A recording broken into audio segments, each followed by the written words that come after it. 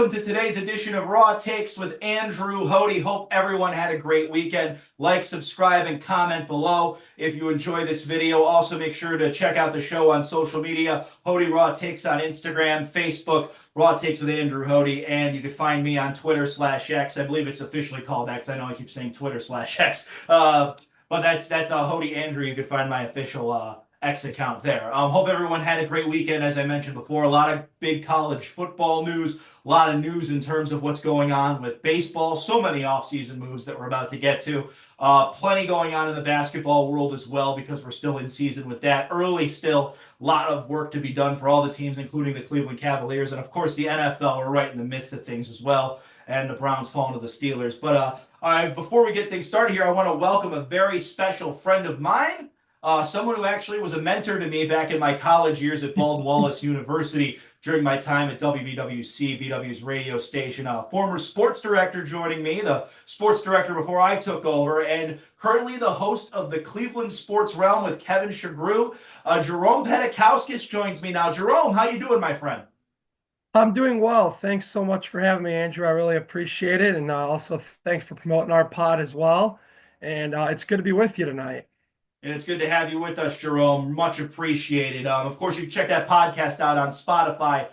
There's any other platforms you can check it out as well. I know I listen to it on Spotify quite a bit myself. Yes, we are on Spotify. We were also on YouTube. If you search Cleveland Sports Realm, you should be able to find us there. So we are on Spotify and YouTube as of now.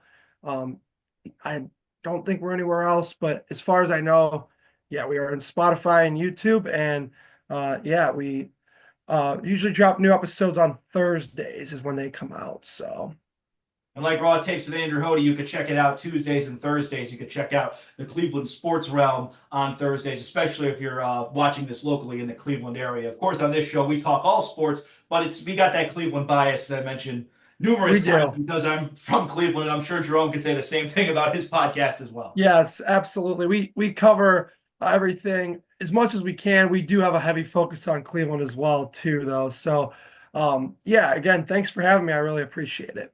Thank you, Jerome. As I said, good buddy of mine, WBWC days back at BW. Shout out to all the folks at Baldwin Wallace University who may be listening. Ryan Radke, Joe Tarantowski. We can go on and on naming our BW Absolutely. influences. But, absolutely a great friend of mine, Jerome, here on the show today. Jerome, we're going to start things off with baseball just because it's the offseason. We've seen so many big moves. Shane Bieber will start Cleveland-based right from the get-go. He's signing a one-year deal to remain a Cleveland Guardian, $14 million. I believe it's still according to reports. I didn't see anything official yet. So if you're watching this at a later time, it might be officially official. But I really like this move, Jerome. We let Matthew Boyd walk. I didn't love that. But you know what? You add Shane Bieber back to this rotation. I know it's probably going to be later in the year. I still think Shane Bieber, even coming off surgery, could get back to the former Shane Bieber he used to be. And I think when you look at guys like Tanner Bybee, when you look at guys like Gavin Williams, and I'll even throw in Joey Cantillo, who I think has some stuff, I think this rotation could be pretty solid in 2025. I still think you need another arm, though. What are your thoughts? Absolutely. I couldn't agree with you more. You need one more arm. And as of this afternoon, Alex Cobb was reported to sign with the Tigers. That was someone I was hoping to bring back because he's in, our cheap budget. And we both know that the team operates very bottom of the barrel cheap when it comes to free agency. I was very happy they got this done. And the way I look at this is, okay, so you have the first year at 14 million. You have a $16 million player option. And if you look at the starting pitching in today's market, that for what Shane Bieber could provide to you, it's bottom of the barrel price. I mean, we watched a guy like Luis Severino go for 67 million. Shane Bieber's at his best is way better than Sevy can offer you.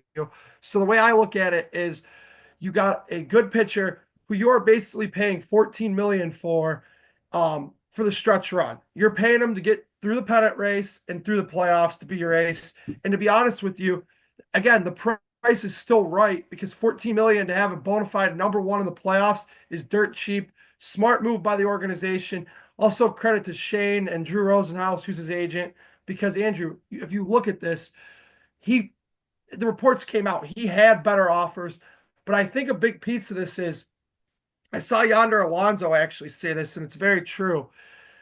The Cleveland medical staff is known throughout the country as being one of the best, right? Yeah. So The That's for mere sure. fact that our docs and trainers are that highly regarded was a big piece of this too. Because when you're in the middle of rehab, you don't want to go to somebody else and have a whole doctor tell you a different thing or something else that you may not agree with, may not be a fan of. So I think it just works out for everybody involved, and absolutely a no-brainer move to me they should have made. But as we often know, they don't make the no-brainer moves. Hmm. So it's good to see that they made one, and I think it's good for all parties involved, as you pointed out. I hate to say it like this, but I think the injury also might have helped Shane Bieber staying here one more year. I think there's no question, based on how last year went, Shane Bieber probably would have been a Guardian all throughout 2023. I mean, 2024, excuse me. But you look at this deal now, because I think the surgery kind of decreases his value a little bit. This could help increase his stock too. And if he has a wonderful second half of the season, including a great October, if the Guardians end up making it to October in 2025, I think that's huge for this organization. And possibly Shane Bieber if he does decide to leave Cleveland. Yeah, absolutely. And I mean, we all know how this works. If he has a bad year, he's going to exercise the $16 million option, right? Oh If he yeah, has for a good sure. year, he's not exercising the option. So you're guaranteed one good October with him. But I'll take it because even last year before the Tommy John, I know it was two starts, excuse me. It's a microscopic sample size, but those two starts, he was absolutely dominant, right? Yeah. So if you get that Bieber, or even if you get 2023 Bieber, this rotation needs him no matter what. And you're absolutely right. If Shane Bieber has a healthy year and pitches the whole year for him, he's probably getting something along the lines of what the experts are saying Corbin Burns is going to get. The 7 years, 210 million. And our ownership's not going to go into those type of waters. So you make a valid point about the TJ surgery helping this deal be able to formulate and come together. And now, as I mentioned before, even though I think this deal is great for the Guardians, I also look at the fact that they still need a lot of help. Outside of this Shane Bieber deal, I think the only addition we're looking at once again is Austin Hedges. And obviously, we're going to get into Juan Soto here in a minute. And Alex Cobb, as you mentioned, going to Detroit. I thought Alex Cobb actually, if we would have signed him for cheap, that might have been a good deal for us to have him for a full year. I know there's some injury proneness to him because at least he's still got a veteran presence in the clubhouse and all that. But for me, when I look at the Guardians rotation, yeah, there's a lot of question marks there still. But I think with the young pitchers we have, like a Bybee, like a Williams, that could solidify things there. And we know this organization knows what's going on in terms of pitching. And of course, we know about the bullpen as it is. But I still think a bet is necessary. And we're already hearing these rumors about Josh Naylor and Lane Thomas possibly being traded. Maybe if you get another arm, that would work out. But I'm still not so sure. I think the Guardians should go that route. I think with the batters they have right now, they need to add one additional bat to this lineup. And now you don't have to worry about a Juan Soto with the New York Yankees. And is Giancarlo Stanton ever going to have a postseason like he did this year again? I kind of have my doubts on that if you do run into a New York Yankees in next year's postseason. But obviously there's also the Central. You look at the Central, how competitive it is with Detroit and Kansas City now making some big leaps. What are your thoughts on that, Jerome? Well, yeah, absolutely. And you make a lot of valid points there, Andrew. But here's the way I look at this. You made the American League Championship Series. To me, it's ludicrous to even entertain the idea of subtracting. And the bottom line is, and I hate to keep harping on ownership, but I'm going to do it anyway because No, it's you what should. The Dolans deserve it. Let's be honest. right. It's what needs to Outside be of the done. Dolans, this is a good organization, and it's a darn shame because they're the owners. Yeah, I absolutely. We're speaking the same page, same book there. But here's my thing. Lane Thomas only hit 209, but he was invaluable in the postseason. How many big clutch hits did he have? He came through multiple times. Yes. Uh, Through arbitration, he's projected to get 8.5 million. Again, that's bottom of the barrel. And you're trading him because why? Because the salary is too high. Who is going to give you the production Lane Thomas is at that AAV for this upcoming year? For the average annual value, it's 8.5 million. He's still way below market value. And Josh Naylor, I get it. Long term, do you like an extension? No. I'd still like to see some type of short-term extension there, 2 years, 40 million. But the fact that they're entertaining taking offers on them, we know from being fans of this team and following this team, yes, they take calls on anybody, but to seriously entertain trading those two guys, where are you getting your offense from? Josh Naylor was a 30, 100 guy last year. So actually, I Although he don't did know. nothing in the postseason. I hate to interrupt you, but he didn't do anything in the postseason. Sorry. Right. No, no, Go no. on. And you absolutely bring a valid point there with that. But again, you know, to get through 162, you need that production. And if you miss Mhm. Josh Naylor, we know how they are. Where are they going to find that production unless they get some type of trade for someone cheap? They're not going to go dive into the big waters of free agency. So they've got to figure out a way to keep Naylor. And again, I maybe give him an extension, but I get their long-term concerns. Don't get me wrong. I do get that because I don't think his body type and his style of play is going to age well, Andrew. But I do I think agree. a short-term deal for Naylor, 2 years. So then you look at 3 years. That only takes him to, I think, his age 30 season, maybe even 29. I'd have to fact check. You have to fact check me on that. But either way, give him a short-term deal. And again, you're a team that made the American League Championship Series. And to your point, the Yankees are missing a huge piece of their lineup now, but we know they're the Yankees. If Hal Steinbrenner was willing to go 760 on the Soto contract, and I know you said we'll get there, but sorry for jumping the gun here real quick, Oh, you're but fine. Go ahead. seven. Okay, so Cohen outbids him by 5 million. So if you were prepared to spend 760 million on one player, you know that Cashman, Boone, and Hal Steinbrenner and those guys have a plan B. So you know the Yankees are going to add something. They're not going to stand pat. That's definitely not going to happen. So that's who you played with in the American League Championship Series. That's the only team that beat you to get to the World Series. I'm not saying you need to spend like the Yankees, but you need to be making moves to bolster your ball club, not subtractions. I would agree with pretty much everything you just said. One thing about the Yankees, though, I think they do need help with is bullpen arms. They really don't have many. They did have some nice pitchers they used in the Guardian series in the ALCS.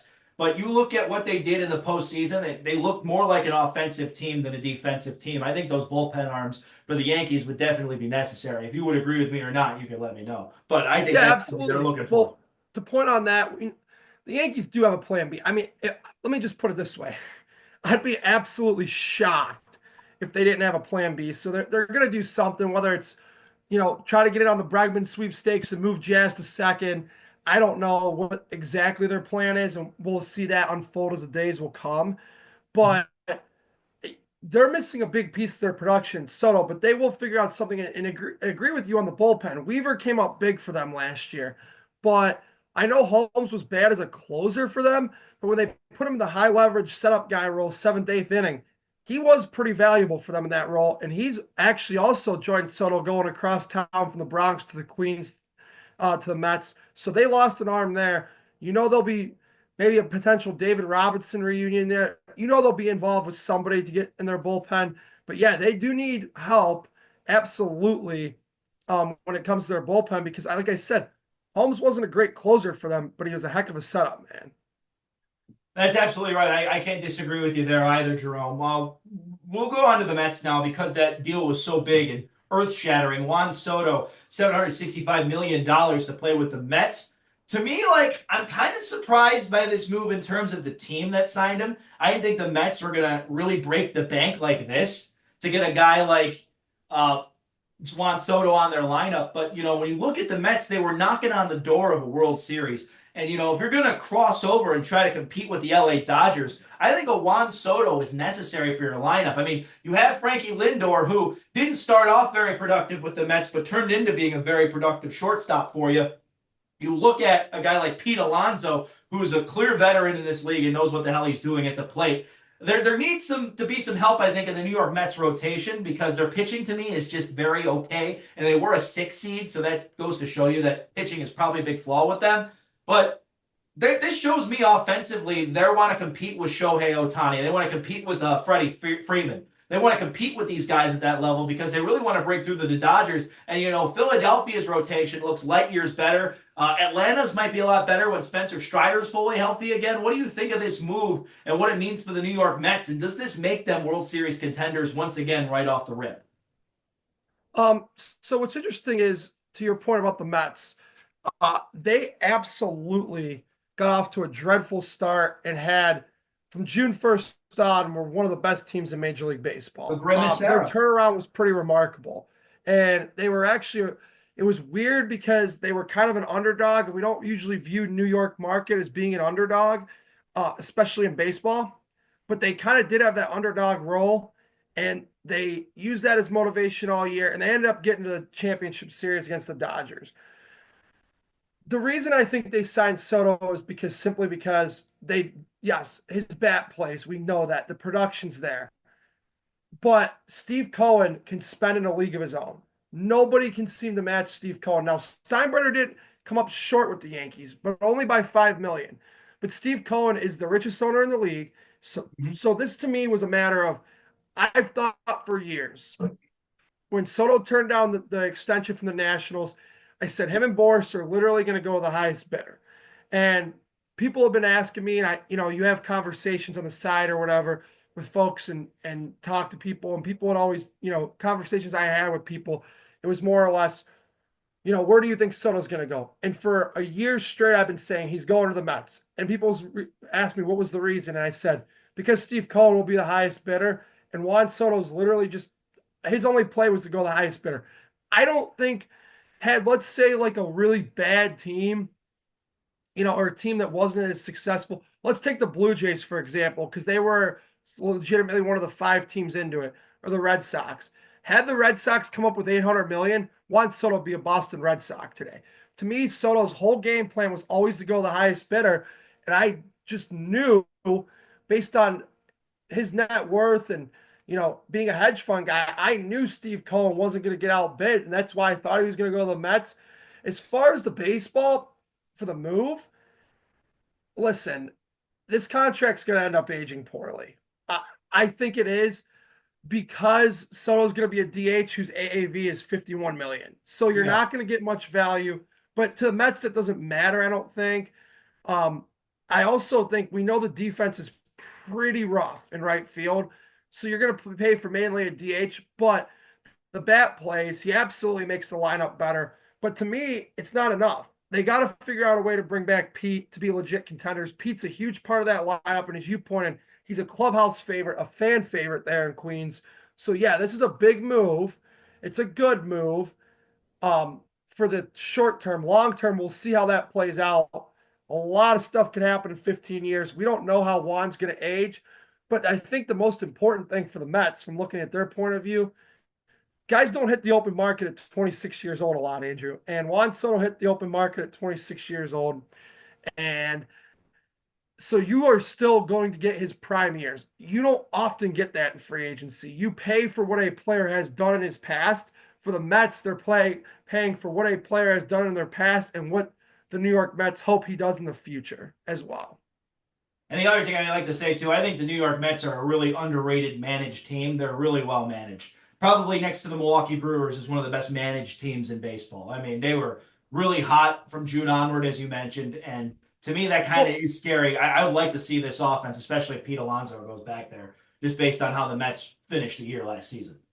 Well, listen, to your point, that's funny you make the comparison. They're managed well like the Brewers. David Stearns, their president of baseball ops, came from Milwaukee. Yeah, that's so right. I just realized the tie there. Yeah, that's a very good point. And Carlos Mendoza, I honestly thought for their comeback, I thought he should have won Manager of the Year personally. I know he didn't. Pat Murphy, actually, ironically, of Milwaukee, won that award. Mm-hmm. But I think Mendy's a heck of a manager. And it'll be interesting, though, because Soto's a pretty big personality. Lindor's a big personality. Mendy will have his hands full this year, but the talent's there for sure. But to your point about the Mets, they need to figure out their pitching. Their guy who was their ace down the stretch in Sean Manaea did not exercise his player option. But we've learned, and the Mets said today, they're not done. And I quite frankly don't think they can be done. Just because you spent the richest contract in sports history to build the actual team, it's not enough, Andrew. They're going to need to sign some pitchers. And if I was them, again, they could spend more than anybody because of who their owner is. I think the first call they need to be making, they need to figure out a way to bring back Sean Manaea. He was excellent for them last year. Sean Manaea was excellent. I don't disagree with you whatsoever. It's going to be interesting to see how this all plays out, especially in the National League East. I think the National League East might be the best division in baseball next year because Philadelphia, led by Ranger Suarez, they really lit the world on fire. I know they didn't have a great postseason, but I still think they have a lot of great talent on that roster. And you look at the Atlanta Braves, they had Ronald Acuna go down that year, obviously in their lineup. But, this is still a lineup that has Acuna Jr., they have Matt Olson, and they're about to get Spencer Strider back most likely Right. next year. So I think the New York Mets still have their handful within that division alone. And obviously Washington on the rise a little bit, but I'm not really sold on them. And the Miami Marlins are always a mess. So we'll have to see how that all plays out. But I think it's incredible to me that the New York Mets were able to break the bank on this contract. And to me, it shows that they're really trying to go all in once again. And they did a few years ago, and it failed miserably. We'll have to see how that plays out. Yeah, absolutely. And to your point, that division does look loaded. Philly hasn't done anything yet this offseason, but with the winter meetings in the hot stove are just heating up. I'm sure they got something up their sleeve. With Dave Dombrowski as their president of baseball ops, he's famous for making big splash moves.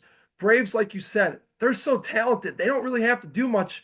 The thing that defeated the Atlanta Braves last year was injuries. I mean, they Yeah, had no so many Spencer guys Strider, out. Ronald Acuna Jr. will do it. Yeah, absolutely. And if I remember right, my memory serves me right. Riley missed a significant amount of time. The third baseman, Ozzie Albies, the second baseman, missed a significant amount of time. But the Braves, they're always players too. You know that they'll be making a splash free agency.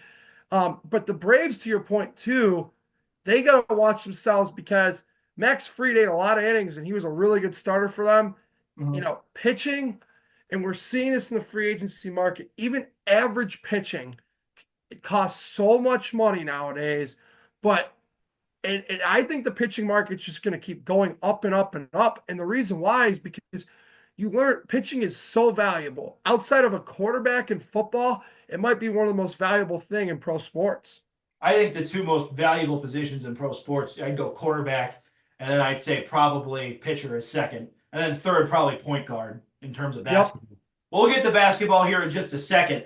One more thing before we move off baseball completely. Alex Cobb to the Detroit Tigers. Obviously, he had a few short stints here with the Guardians this year, and it contributed to some wins, but it didn't really contribute to postseason success.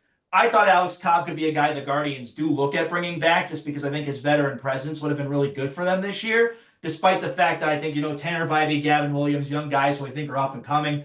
I don't think I mentioned yet, but I'm done with Logan Allen. I'm pretty much done with Tristan McKenzie, but I hope McKenzie can come back. I still like him personally a lot. But, when you look at a move for Alex Cobb going to Detroit, Detroit, I think, needs to move away a little bit from those bullpen games in the playoffs. It worked against the Houston Astros in that series, but kind of blew up in their face against Cleveland. And Tarek Skubal, obviously, being the defending Cy Young winner. The Detroit Tigers, to me, they look like they're going all in with a low payroll. Well, the thing was I was disappointed about the Cobb deal as well because or Cobb signing with Detroit because of the simple fact, Andrew, that's somebody who Cleveland should have been signing. We know that we're not going to spend a fortune of money, but that's somebody who Cleveland should have absolutely signed and been in the market on. Maybe they thought there was nothing there with the arm. Maybe they thought it didn't play anymore. And the one thing about Alex Cobb is, like to your point, when he's healthy, he's super effective. The problem is the guy simply can't stay healthy. Obviously, with the winter meetings, so many big stuff happening in Major League Baseball, too, with all those signings as well. Let's move on to the NBA, Jerome. The Cleveland Cavaliers still with the NBA's best record at 21-4. They did lose to the Miami Heat yesterday, or 2 days ago, I should say. Losing track of my days there. But they lost to the Miami Heat, and they beat the Charlotte Hornets, which is to be expected. But to me, this is still a really good basketball team. Evan Mobley did go down in the Heat game, but from what we see, reports are saying it's not that serious.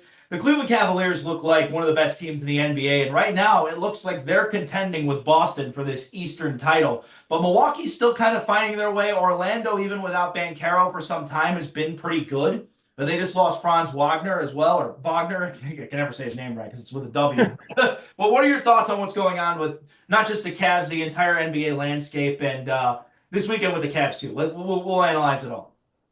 Okay, where would you like me to start? Yeah, we'll start with the Cavs. Getting a Sure. little too Okay. ahead of myself with Yeah. analyzing everything. No, no worries. No worries. Yeah, wherever you'd like me to start out. Okay, let's start Cavs. Um, they're an outstanding basketball team, and I mean, listen, I got no real complaints so far. Do I think they have flaws? Sure, everybody has flaws. It's Boston has flaws. New York has flaws, and those are who I view as the upper echelon best three teams of the East. What to me, on a general landscape of the Cavs, has made them a far superior team is the emergence of Evan Mobley. We saw a 40-point game against Charlotte on Saturday. Evan Mobley last year, it would have felt like pulling teeth it would have felt like pulling teeth for him to even score 25, let alone a 40-point game.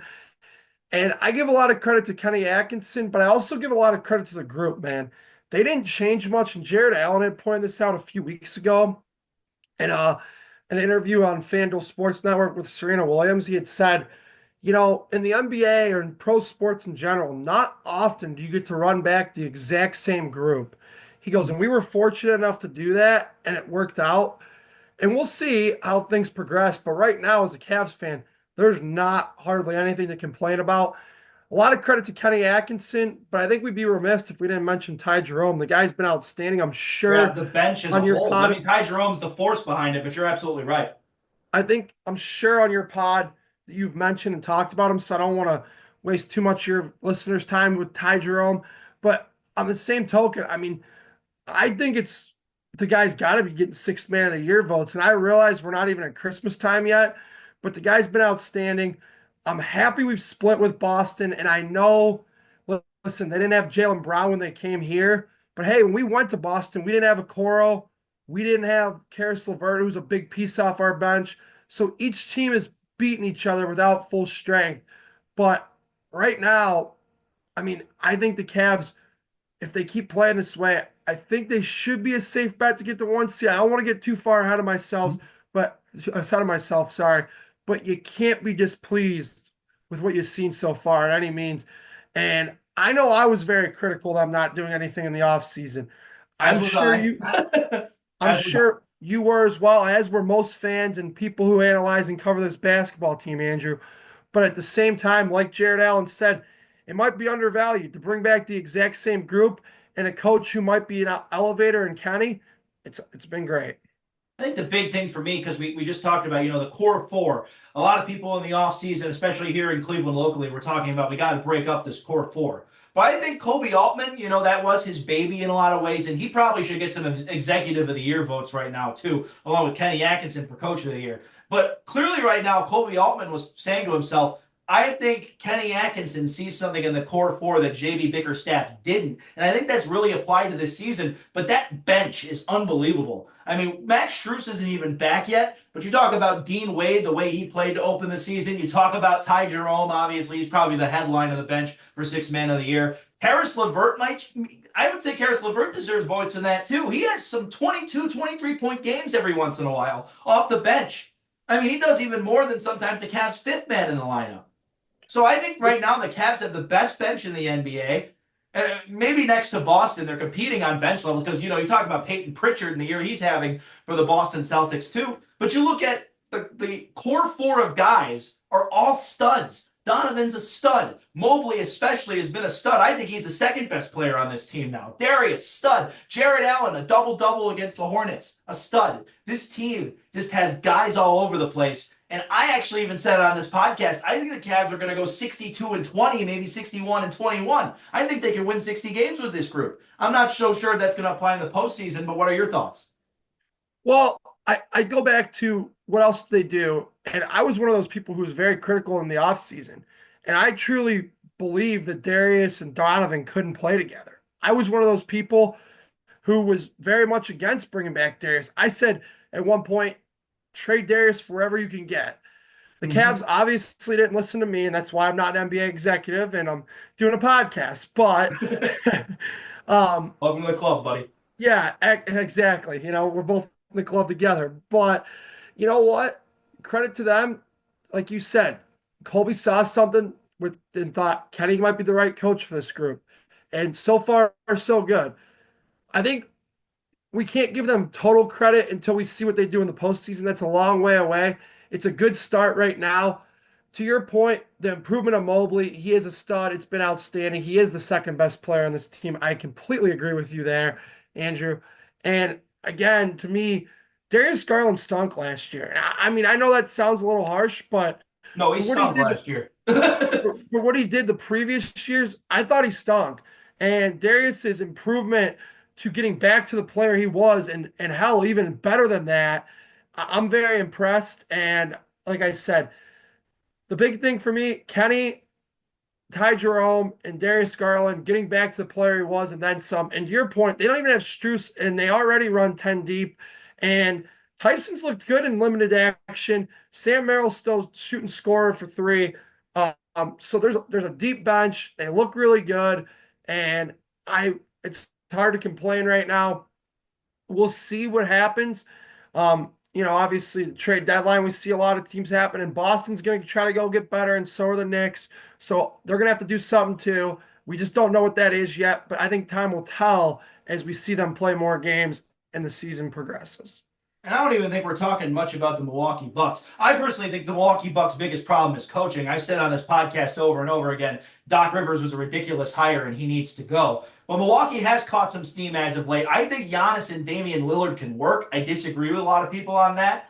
And I think that's a team to look at the East that they could actually have a really hot second half of the year. I look at Indiana. Indiana's not the team we saw last year, but they're still very well coached with Rick Carlisle. Tyrese Halliburton is still a superstar player. You look at Orlando, I think they're not getting enough credit because they've kept the groove together a little bit. They're the third seed in the East right now with no Franz Wagner probably going to be playing for a lot, and Paolo Banchero has been out. I mean, it's unbelievable what the Orlando Magic have been able to do to stay undefeated at home forever, it felt like. I mean, that's a really well-coached team right there. You could argue they're Coach of the Year candidate in Orlando as well with how the Cavs are also playing with Kenny Atkinson. Atkinson clearly the favorite, but I mean, that's just been incredible for the Orlando Magic to really keep it together without their superstar player. And you look at the other teams in the Eastern Conference, New York Knicks, I really haven't talked about much, but you're right, they're up there. And Karl Anthony Towns, I think they're still trying to figure it out with him and Brunson. And, they have all those Villanova players too. But the Knicks bench, to me, this doesn't feel like the New York Knicks of 2 years ago where they just boat raced the Cavs. To me, it feels like the Cavs really have the upper hand, especially on that bench. Yeah, I would completely agree with that. And I think the Knicks are absolutely going to need bench help at the deadline.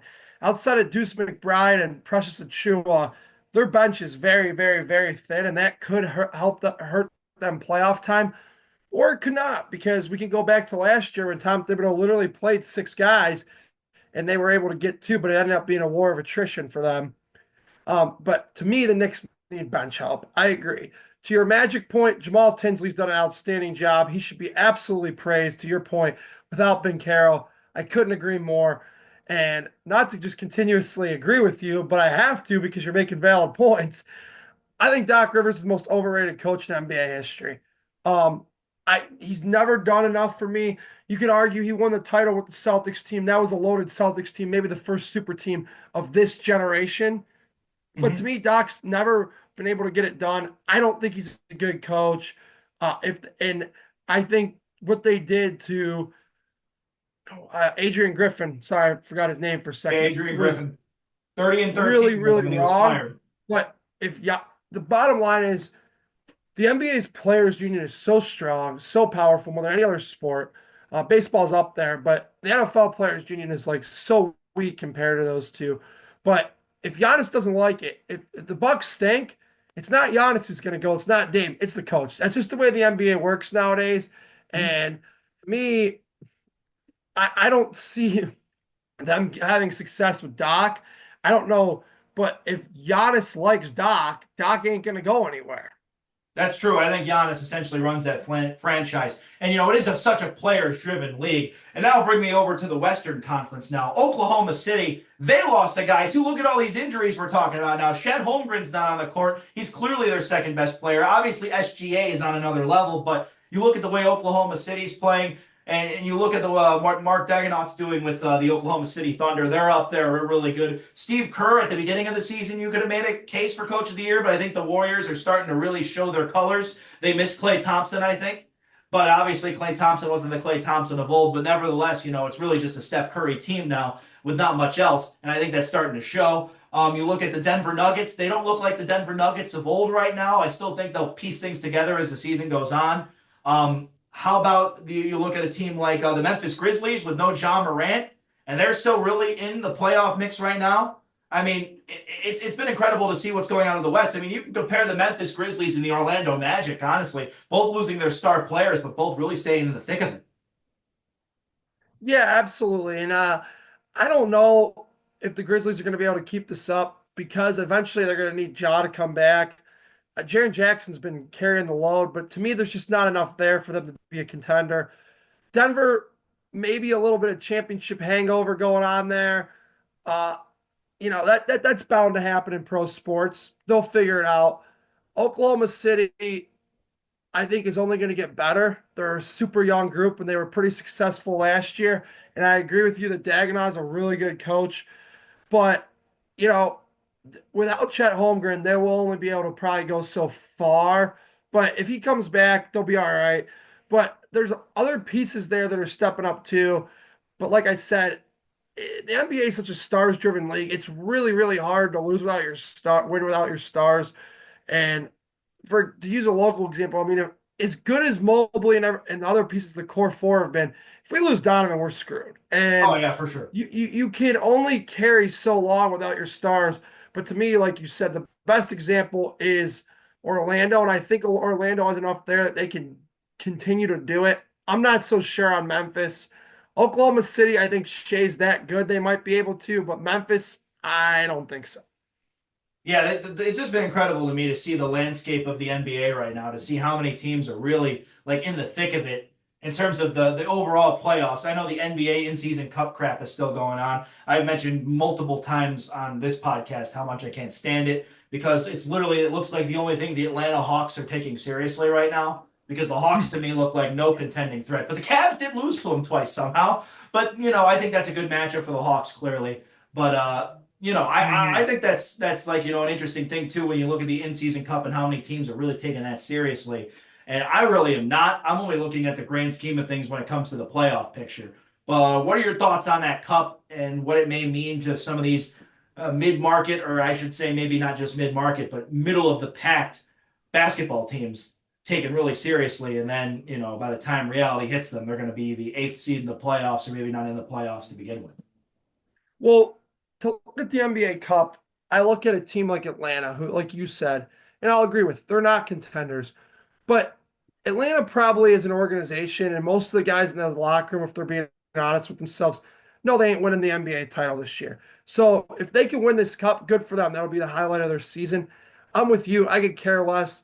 To me, the only thing the cup's good for is the players because they get a bonus and they get a big fat check written to them. So we usually know that for pro sports, we hate to say it, but money is the biggest motivator. But for all the teams to take it seriously, I think it depends on where your team's at, Andrew, because like you keep pointing out, Atlanta's so middle of the pack. The Cavs aren't even getting to the knockout round, I guess. I still, to be perfectly honest with you, I'm not sure how this whole thing goes. I don't really understand it. Mhm. But again, it all depends on the money, the money for the players. How much is money a motivator? I'm with you. I'm not a big fan of the cup. It looks like some teams in the league take it seriously and some can really care less. I mean, honestly, you could argue the Cavs could care less about it because they played pretty poor in those cup games. But you look at the Atlanta Hawks and say they took it really, really seriously. Oh That's yeah, my thoughts on the matter. yeah, absolutely. And like I said, Atlanta Hawks, if they're being serious with themselves, they know they're no threat to win the actual Larry O'Brien. So if they can win this cup and take advantage of teams like the Cavs who don't care, then why not? It gives them something to celebrate, and maybe they'll be like the Lakers and hang a banner for the useless in-season tournament as well. Yeah, that's right. The Lakers, of course, how fitting, won it? And the Lakers are an unserious basketball team too, in my view. I mean, Golden State, as I said, I don't view them as a real serious threat. I know they started off the year hot, but I get talking about Golden State. I think they're taking the championship much more seriously than the Los Angeles Lakers. But we can talk about that another day. We're going to switch over to college football here. The bracket has been released. We know which teams have the buys. It's been actually kind of interesting the way it's been done, but I like the way it's been done. Oregon obviously getting that number one seed. Boise State, their only loss was to Oregon, and it was very, very close. I like that they got a bye. I'm not so sure I love that Georgia got a bye. I think Penn State, record wise, kind of deserved it more. I think Notre Dame might have deserved it more. Arizona State getting a bye, I guess that makes sense. I still think Penn State or Notre Dame should have got that spot over Arizona State in terms of the opponents they played and whatnot. I kind of am biased a little bit to Penn State because I think that helps the Big Ten even more because they were in the championship game. But I get they lost the championship game. So those are your four teams with the bye. I like that Boise State got it though. Georgia not so much, but SEC bias is always going to be there, right? So I I have to tell you, I can see where you're coming from, Uh-huh. but I think Georgia deserved the bye, and I'll tell you why. Because if you look at strength of schedule, which I do think should factor in, Georgia had the number one strength of schedule in the nation. They won the SEC title game. No, I get it. They lost two games. I see where you're coming from. I gotta disagree though. If you win the SEC, which I view as the best conference in college football, and you win that conference championship, and you have the number one strength of schedule and you win that championship, I think you deserve the bye. I got to tell you. You're probably right. I just think I get sick of the SEC all the time, and I have respect for Georgia compared to an Alabama. Obviously, Kirby Smart knows what the hell he's doing. And we'll talk a little bit about Kirby Smart in a little bit because I saw an interesting comparison to him and Ryan Day not too long ago. And we'll explain that here in a second. But we'll look at some of the other matchups here. This time, I guess you could say the wild card-esque round in terms of the top 12 teams here.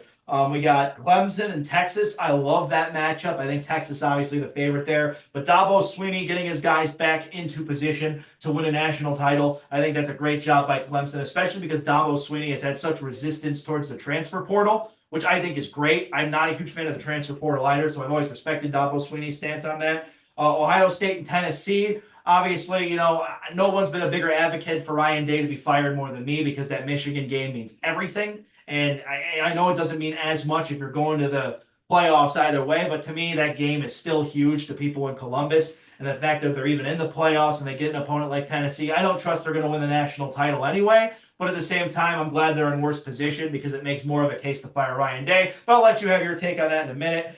Penn State, SMU. Penn State getting a little bit of a higher ranking. They did lose to Ohio State, but I still think Penn State overall had a really good season. SMU, I'm not so bought into in that matchup, but Penn State, I think, still in a really good position there. And then Notre Dame and Indiana, the battle in the Hoosier State, I guess you could say. The Fighting Irish, the Hoosiers right there in that matchup. I really like that matchup too, but I think Notre Dame obviously clearly a favorite there because Indiana, who did they beat, right?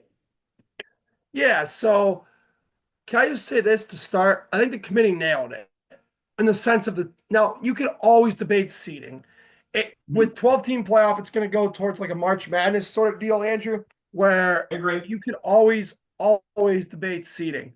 But the important thing to me is they picked the 12 proper right teams. I was a big advocate of SMU getting in over Alabama. I understand Alabama played a better strength of schedule, but guess what? The Tide had three losses. SMU lost in a heartbreaker in the ACC title game. And they ended up putting him in anyway. And I'm glad that Dabo said what he did and spoke up on behalf of the ACC and said they deserve to be in there because I thought they did too. I agree So, with that. As I said, I have a lot of respect for Dabo Swinney over the last few years, despite some of the so, losses to Ohio State. so let's say, yeah, for sure. So, but anyhow, let's say you could always complain about seeding and the way it goes and all that. But the important thing is you got the 12 teams right. Now, as far as the matchups go, I'm sorry. I think Texas is going to end up beating Clemson. The only thing that why I think Clemson has a chance in that game is because Texas, man, they can't score. And I think Quinn Ewers is kind of bad, honestly. I don't like I Quinn don't Ewers think either. I think he's overrated. I really do. I'm with you I on don't that. think he's I don't think he's very good. And um Notre Dame, Indiana, I think Notre Dame should handle them pretty easily, but I wouldn't be surprised. I think this is a really good Irish team, but I can't get out of the back of my mind that they did lose to Northern Illinois. So to me, could be a close game, but I think Notre Dame will end up taking winning. Buckeyes, who I know we're both fans of, obviously. Uh, Tennessee's good, and we Yeah, can't I agree. overlook Tennessee. I'm happy that game's at the shoe. I think I've heard rumors that the Buckeyes are hoping to go on the road actually because they're worried about how the home crowd's going to treat them and Ryan Day. Either way, I'm actually happy it's at home, but that's going to be a really good game, and I think could be one of your best first round matchups. And SMU and pardon me, who are they playing again? SMU is playing Penn State. Okay, yes, you're right. Yeah. SMU, Penn State. SMU's got speed, man, and speed kills. Penn State proved to me a lot with how well they played Oregon. I said on my own podcast last week that Oregon was going to beat the crap out of them. I was dead wrong on that. I was Penn dead State wrong showed, too. yeah, Penn State showed me a lot. So, do I think that they could probably beat SMU? Yes, I think they can and probably will and probably should. But watching SMU, and that was the first time I really got a really good look at them in the ACC title game, man. I tell you what, that team's got speed and that quarterback's pretty impressive. SMU, Penn State can't overlook. The Mustangs gonna be ready to play. All right. And before we move on from college football, one more thing I wanted to get your take on the Ohio State Michigan game. Michigan defeating Ohio State. I was worried after Michigan destroyed Northwestern because to me that was a telltale sign Michigan was going to go all in on Ohio State. I ended up being right. Michigan did win 13-10. It was a low scoring affair. But to me, it was more unacceptable that not only Ohio State put down 10 points on an awful Michigan Wolverines team, and they're playing Alabama, by the way, and Alabama should win that game. Hopefully they do. But, you look at Ohio State in that game, to only put up 10 points against an unranked Michigan team. With the last 3 years, you could argue Michigan being a better team than Ohio State. Clearly, Ohio State is the better team this year. How do you make an excuse for Ryan Day? I'm one of those people that believes the Michigan game is just as important as the national title. If you don't win it, the national title means squat. So I'm not necessarily rooting for Ohio State to win the whole damn thing this year. What are your thoughts on that? I think Ryan Day's part of the problem. I think a lot needs to change, obviously, but I think we need to go back to that Jim Tressel, Urban Meyer kind of feel of build that fence around the state of Ohio. What are your thoughts? So, Andrew, I actually was pretty hard on Ryan Day on my own podcast last week. I'm not going to go as far as you to say that a national title would, or a national title wouldn't erase the sin of not beating Michigan. If they win the national title, I will forgive Ryan Day for his sin of not beating Michigan. And I will not, but we can disagree with that later. Yeah, okay, that's fine. Yeah, I mean, hey, we're not going to agree on everything. We've agreed on a lot tonight. We got to disagree. We have agreed on a lot. Maybe we should vigorously debate that here in a second. Go on. But anyway, I'm not of that opinion. If you win a national title is a national title. However, I could forgive Ryan Day for not beating Michigan the last few years, but this year you were the far superior team. No excuse. And I put a lot of it on Will Howard too and Chip Kelly. Michigan only had one talent advantage against you, one. And that was their defensive tackle and the defensive line led by Mason Graham, who's going to be a first-round pick. Why would you continue running the ball up the middle when you have the weapons on the outside? You do. We'll never know. But yeah, that was a totally inexcusable loss. I was livid. Like I said, I was pretty hard on Ryan Day on my own pod. Maybe not as hard as you, though. If he wins a national title, man, you got to forgive him for his sins. Come on. If you win a national title, that's cool. But to me, the Michigan game historically is everything. It's everything. It's always been everything. I know it may be different now because of the playoff system and whatnot, but you're not in position to play Michigan again. Michigan had an awful year. They were terrible. The rivalry has been essentially a moneymaker for Columbus for years. And Jim Tressel and Urban Meyer combined only one loss to Michigan. And you look historically at the Ohio State program, coaches that are either born in Ohio, raised in Ohio, or went to Ohio State have winning records against Michigan. And the coaches that aren't don't. And Ryan Day happens to be one of them. I'm advocating for Mike Vrabel because the keys to me for a successful Ohio State season: beat Michigan, win the national title. You have to do both. It can't be one or the other. It's just different in college football. Obviously, in the NFL, it's different. If the Browns were swept by the Steelers, I probably would be happy with a Super Bowl title. But to me, that's different at the NFL level. In the college level, you have to beat that rival in Michigan. I'd say Oregon and Washington. If Oregon would have lost to Washington, I think Oregon would have been pissed even if they did win the national title. It's that much big over there just as it is here. Okay, I agree with a lot of what you said. Trust me. Ryan Day's inability to beat Michigan is horrendous. And it's going to continue if you keep them. That's the other thing, too. It is horrendous. And your point about Ohio-born coaches, I agree there, too.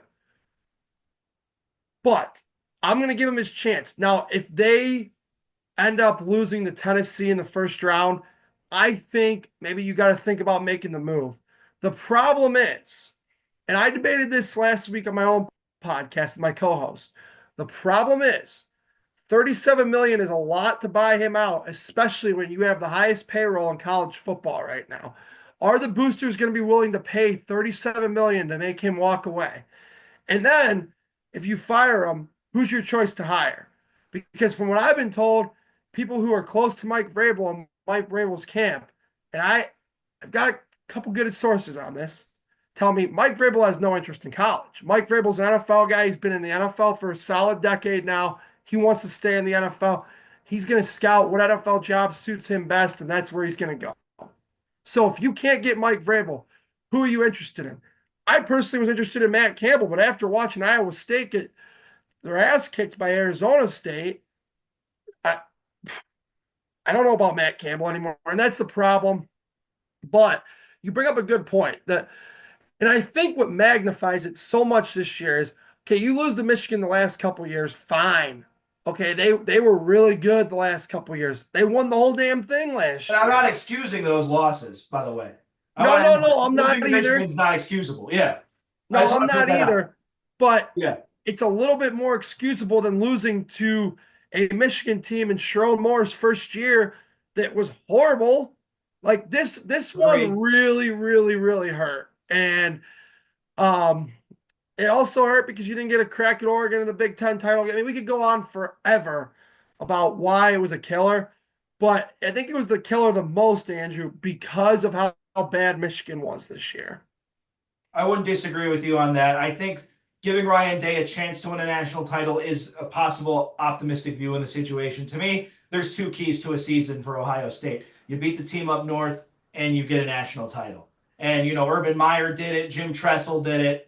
Woody Hayes did it. I have yet to see another Ohio State legend in Ryan Day. I mean, Ryan Day did it his first year. I also like to argue the COVID year, if that game would have happened, Ryan Day would have smoked Michigan and maybe none of this would have happened. But nevertheless, this is what it is. And I think it's much more of a liability than it is not.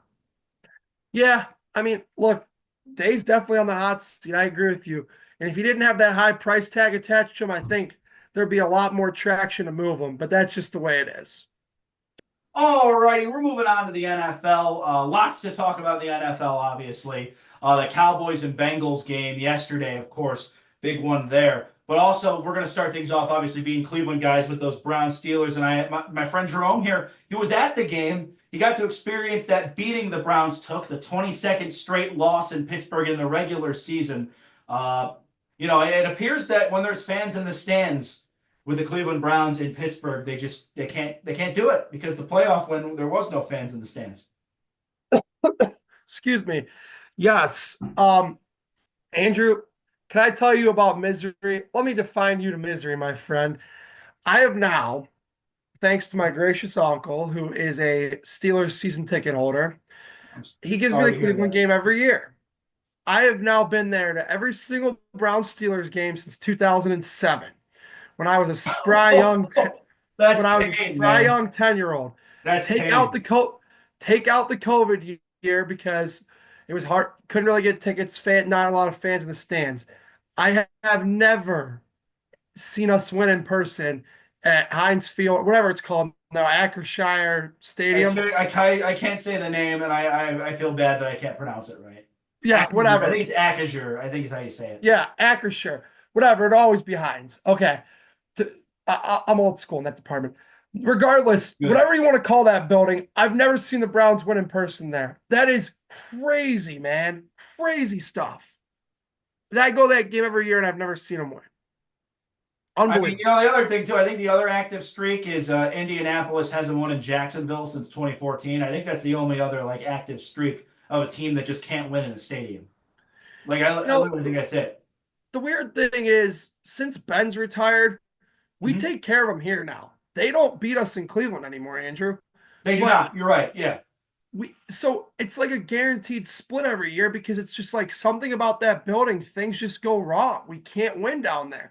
We had the lead yesterday, and I had my co-host Kevin down there with me, and I told him it was only his second time down there, and I said to him, I go, we're playing pretty well. We have a 7-3 lead. I go, but I have zero confidence. He goes, why? I said, because this building haunts me and I just know what's going to happen. I go, they're going to play Renegade and things are going to turn around and it's just going to happen, man. It just happens, There's no other way to put it. It's unfortunate. I They were officially eliminated from playoff contention. Not that they had a chance anyway, realistically. Come on, unless you're some math geek who's got 1,800 different formulas, they didn't have Yeah. a chance. But Can I go back to Renegade for a second before we move on? yes, I just want to say about Renegade. So when I hosted my classic rock show on the Sting Extra Innings, might come back at some point. We'll debate that later with Sting people. But my old show there, I used to every week we play the Steelers. I would literally post on my social media, "We will not accept any Sticks requests tonight," in order to that was like kind of my revenge towards the Pittsburgh Steelers, especially for the game in Pittsburgh. I would say no Renegade by Sticks, only no Sticks requests. So although Sticks is a band based in Chicago, but we could talk about that later on. But yeah, that's one thing I thought I'd point out because of my love for classic rock. But Renegade I absolutely me every time at the appreciate that. Pittsburgh week. What was that? I really appreciate that. And the sad thing is, it's a pretty darn good song. It is a great song. Sticks is great. It's a good song, but I hate the song because of the Steelers. But it's a good song. It's catchy, but it just brings back memories of watching. Literally, I mean, there's multiple times I've been down there for that game that they've played that song, and literally the next play I've seen our quarterback throw an interception. One of our various running backs fumble. I've just seen bad things happen, man. McChung gets injured there. Yes. Yes. I mean, it's a bad place for the Cleveland Browns. It really is. Dude, I've been there multiple times where we've fired coaches before I've gotten back home to Cleveland that night. I was there for Romeo Crennel's last game, Romeo Crennel's last game, Pat Shermer, Rob Chudzinski, Hugh Jackson. Hopefully not Kevin Stefanski. Hopefully not Kevin Stefanski. I want to emphasize. Well, it still his job, and I believe he will next year too, from what I've been told. But that's for a different time, different day.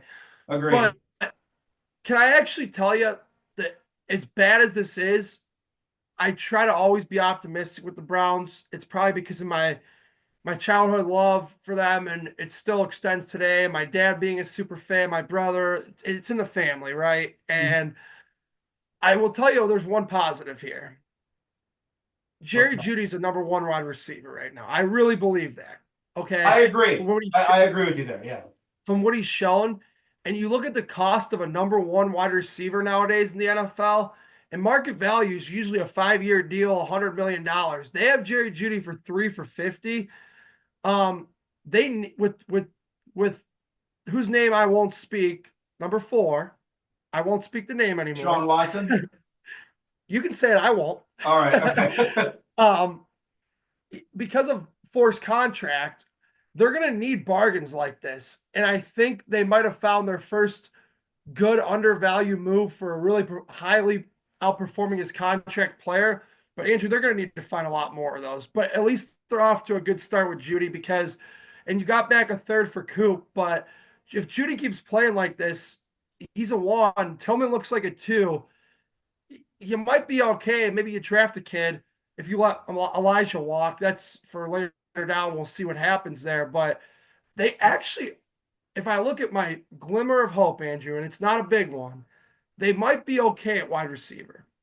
Hey, I'll say this. I think the Browns as a whole, they have a foundation. I think they have the coach. I have all season long said, I don't put this on Kevin Stefanski whatsoever. I saw him last season with 5 quarterbacks do what he did. So if Kevin Stefanski is on the hot seat in any way, at least in 2024, not saying 2025 he shouldn't be, but in 2024, I think it's asinine.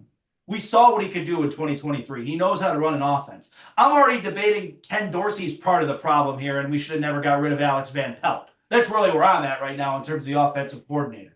Having said that, though, putting Stefanski aside, I agree with you on the Jerry Jeudy, #1 receiver. I look at this offensive line. It's really good still. It's played a lot better in recent weeks. They're protecting Jameis Winston. And I think the thing, I hate to admit it because I love Jameis Winston since he's got here, but he's been a liability. He is the reason we lost that Broncos game. He's the reason I think we lost this Pittsburgh Steelers game. And as much as I love Jameis for the hype man he is, I'm accepting the fact now that he's probably just a bridge quarterback until we figure out who that guy's going to be. I was all in on the Deshaun deal. I've said it numerous times because of the sample size I saw with him in Houston, and I compared it to Baker Mayfield's, and Deshaun Watson was absolutely way beyond that. Clearly, I realize how wrong I am now, and I'm eating crow because of it. So having said that, I am totally on board getting another quarterback. I don't necessarily know. It might be the draft the only way to do it. And Jameis, as fun as he is, he's just a liability with those turnovers. They're going to cost you. And I'm also a guy that believes you can turn the ball over. As long as you're winning, it's fine. Like Matthew Stafford led the league in interceptions in 2021. The Rams still won the Super Bowl. So you can turn the ball over as long as you win. But Jameis Winston, we're at a point now, 2 games in a row, turned the ball over, didn't win football games. So to me, Jameis Winston's partially a problem. I don't really put that on Stefanski. Stefanski's kind of been dealt these cards. I'm not going to make excuses for Stefanski, but at the same time, I think quarterback has really been the sole problem for the Browns this season. I think we've seen it all the way since week 1 against the Dallas Cowboys. Defensively, I still think it's a pretty tough defense. Definitely better than Baltimore and Cincinnati's defense, is this defense the Cleveland Browns have. If you're the Baltimore Ravens, especially if you're the Cincinnati Bengals, because they're awful. I mean, if the Cincinnati Bengals had this defense right now, they're probably winning this division. What do you think? Yeah, their defense has really, really, really been bad, and I cannot believe, probably because the Bengals are the guardians of the NFL, they're super cheap, is probably the only reason Lou Anarumo still has a job. Yeah. That defense is abysmal. I'll agree with you there. Jameis, I can tell you this. I love Jameis. I agree with you.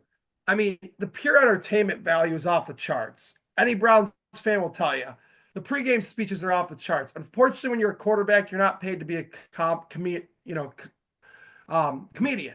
Agreed. But Andrew, they are so pigeonholed right now. To be honest I know with they you, are, yeah. this draft sucks. I think Cam Ward's the only one who has a shot to be good. To be honest with you, hot take, I don't think we're talking about Shedeur Sanders if his name's Joe Smith. Well, I think Colorado's overrated as a whole. I mean, I think they we're were talking ranked about for him no because reason. I think you're right. And I think we're talking about him because he's Prime's kid. Okay, I don't. So to me, they're not going to be bad enough to be in a position to get Cam Ward. That's going to be the Giants, the Raiders. That's going to happen. I don't want Shedeur. I don't want that circus. We just went through one with 4. I don't need that again. 4 can't play. I mean, I'm sorry. This is a business too. You have to sell tickets. So you run that guy out there, there's going to be a lot of fans disguised as empty orange seats next year if you run 4 out there. You're going to see people who've renewed since 1960 and ran season tickets down through their families, give them up. Okay, so it's a business. You can't do that. So to me, yeah, Jameis turns over and he gives and he takes. But Andrew, they really don't have any other option. And Jameis Winston, to me, still gives them a significantly better chance to win than 4 does. I have no faith in him. So to me, you got to give Jameis like a 2-year, $30 million deal. Let him be the quarterback next year, then figure it out the year after that. They have no other option as far as I'm concerned. It's got to be Jameis because maybe, I will tell you, unpopular take, I don't think Dorian Thompson-Robinson's awful, but I think my biggest concern with Dorian Thompson-Robinson, Andrew, he has played 5 games and had 3 different injuries. So You're right. I like DTR as like a 3rd string or a 2 string. I don't think DTR has got a high ceiling. I was actually against us keeping him. I wanted to keep Tyler Huntley over him. I'm dead serious. I just don't believe DTR is a guy you should have kept if you already had Tyler Huntley here. Tyler Huntley showed you he could win some games in Baltimore. So, give or take, that's just my thoughts on the issue. But I don't disagree with you on the Jameis take at all. I think you're right. Jameis is the best option. But he is a bridge quarterback. Maybe you just keep him next year and you go for the 2026 class, which looks like it'll be a lot better. What I would do if I was the Browns is I'd do probably a 1-year, $15 million deal and put a team option or a player option on it in the 2nd year. um, do a 1+1 because they have to. They have to, and you just got to hope that he cuts down the turnovers. Yeah, the turnovers are a killer, Andrew. You're right, but again, I still am going to take a guy who's willing to throw the ball down the field, unlike Four, who does not throw the ball past the line of scrimmage. I think you're absolutely right. I think Four is a problem. He's a liability. Deshaun Watson, to me, as I mentioned before, loved the move to begin with at first just because of his sample size in Houston. Obviously, I don't think the suspension helped. I don't think the injuries helped. I'm not going to make excuses for any of that, obviously, and the off the field stuff's the off the field stuff. I get all that. But like when I look back at 2022 from a pure football standpoint, I looked at Baker Mayfield, I looked at Deshaun Watson, and I liked Deshaun Watson, even despite the baggage, what he brought. Clearly, I was wrong. We see what the Tampa Bay Buccaneers are doing with Baker Mayfield now, and I wish we can go back to that to a degree. Having said that, though, you're not wrong on the Jameis take. This is a really tough position. And you look at the Browns, I mean, Nick Chubb hasn't looked like Nick Chubb, but he's recovering from an injury. I think Nick Chubb by 2025 is going to be a lot better, but who knows what his future is going to be. You have an all-time defensive player on the other end in Myles Garrett. You're wasting his prime years. I think you have one of the best tight ends in football in David Njoku. Obviously, he hasn't looked like Sam Laporta has this year or some of the other top tight ends in the league, excuse me. But David Njoku, I still believe in, is a high-quality tight end. Jerry Jeudy, you're absolutely right. Jerry Jeudy, sadly, has not had a good quarterback situation his entire career, and it looks like it's going to stay that way here in Cleveland. But you're absolutely right. He's a number one receiver. He has been out of this world, and I can't be more proud of that move so far. But, to me, I mean, I think the defense is fine overall. I think it's going to be fine. I think the offense is the problem. And to me, I think Ken Dorsey is also a liability. I just think him coming here ruined what they had going with Alex Van Pelt. I look back at Alex Van Pelt's offense, and it worked. In 2022, it worked with Jacoby Brissett. Excuse me. It worked to what it could with an injured Baker Mayfield, and it worked with a Nick Mullins in a game against the Raiders that I was at that year, in a game with Case Keenum and the Denver Broncos that year. Alex Van Pelt's offense was working. I never understood getting rid of him in hindsight. Okay, so I do want to do this one more time. Number one receiver, baby. That's our guy. But anyway, I actually wore that to the game yesterday, and it was handy sitting around here, so I had to do that for you. No, but anyway, that's great. To your point about that, that's where I don't fault Kevin. He's had 10 different quarterbacks in 5 years, and that's where I say it's more of a Ford problem than anything because Kevin's been able to win with everybody. To your point, run through the gauntlet: Nick Mullins, Case Keenum, DTR. I mean, all these guys he's won games with. So even Deshaun Watson. I know you don't want me to say, but the 14. No, he did. You're right. Yeah, but I'm not saying Deshaun Watson this year. I'm saying last year he won with him. No. You're right. You do bring up a good point with that. That Deshaun Watson. I said his name. I just swore. I apologize for swearing on your podcast. He did go 4-1 last year. So this is not a Kevin problem. However, to your point with Alex Van Pelt, why they got rid of him, I've been told from certain people is because he coached Deshaun too hard. And Deshaun doesn't like taking hard coaching. Now, is that true or not? I don't know. The person who told me that is in that building every day and I trust. Okay, so that's somebody who told me that. Why they mopped that offensive staff and wiped them out of there was because Deshaun Watson wasn't fond of many of those coaches. However, I think Ken Dorsey and Jameis have worked pretty well together. I haven't heard people complain about play calling in a while. I think Stefanski's at the point now, dude, he's had so much to deal with. He needs to be that CEO type of coach. Yeah. Somebody's going to get fired, obviously. And Ken Dorsey probably, just because you got to fire somebody. If we don't fire Stefanski, somebody's got to go. It might be Ken. Maybe Jim Schwartz goes and takes another job. I don't know. Somebody's going to go. I would argue, to your point, sorry to interrupt you again. No, let me finish. I didn't mean to interrupt you there. I'm sorry. Let you finish. Excuse me. I'm sorry. Go on. Oh, you're fine. Hey, your podcast. I'm just a guest. I appreciate you having me on again. Yeah, but I want to let you speak too. That's on me. I'll get into who I think they should fire in a second. Go on. And I think I know where you're going with that. And I'll let you get there in a second. But I think Ken Dorsey's done a pretty good job with Jameis. I do.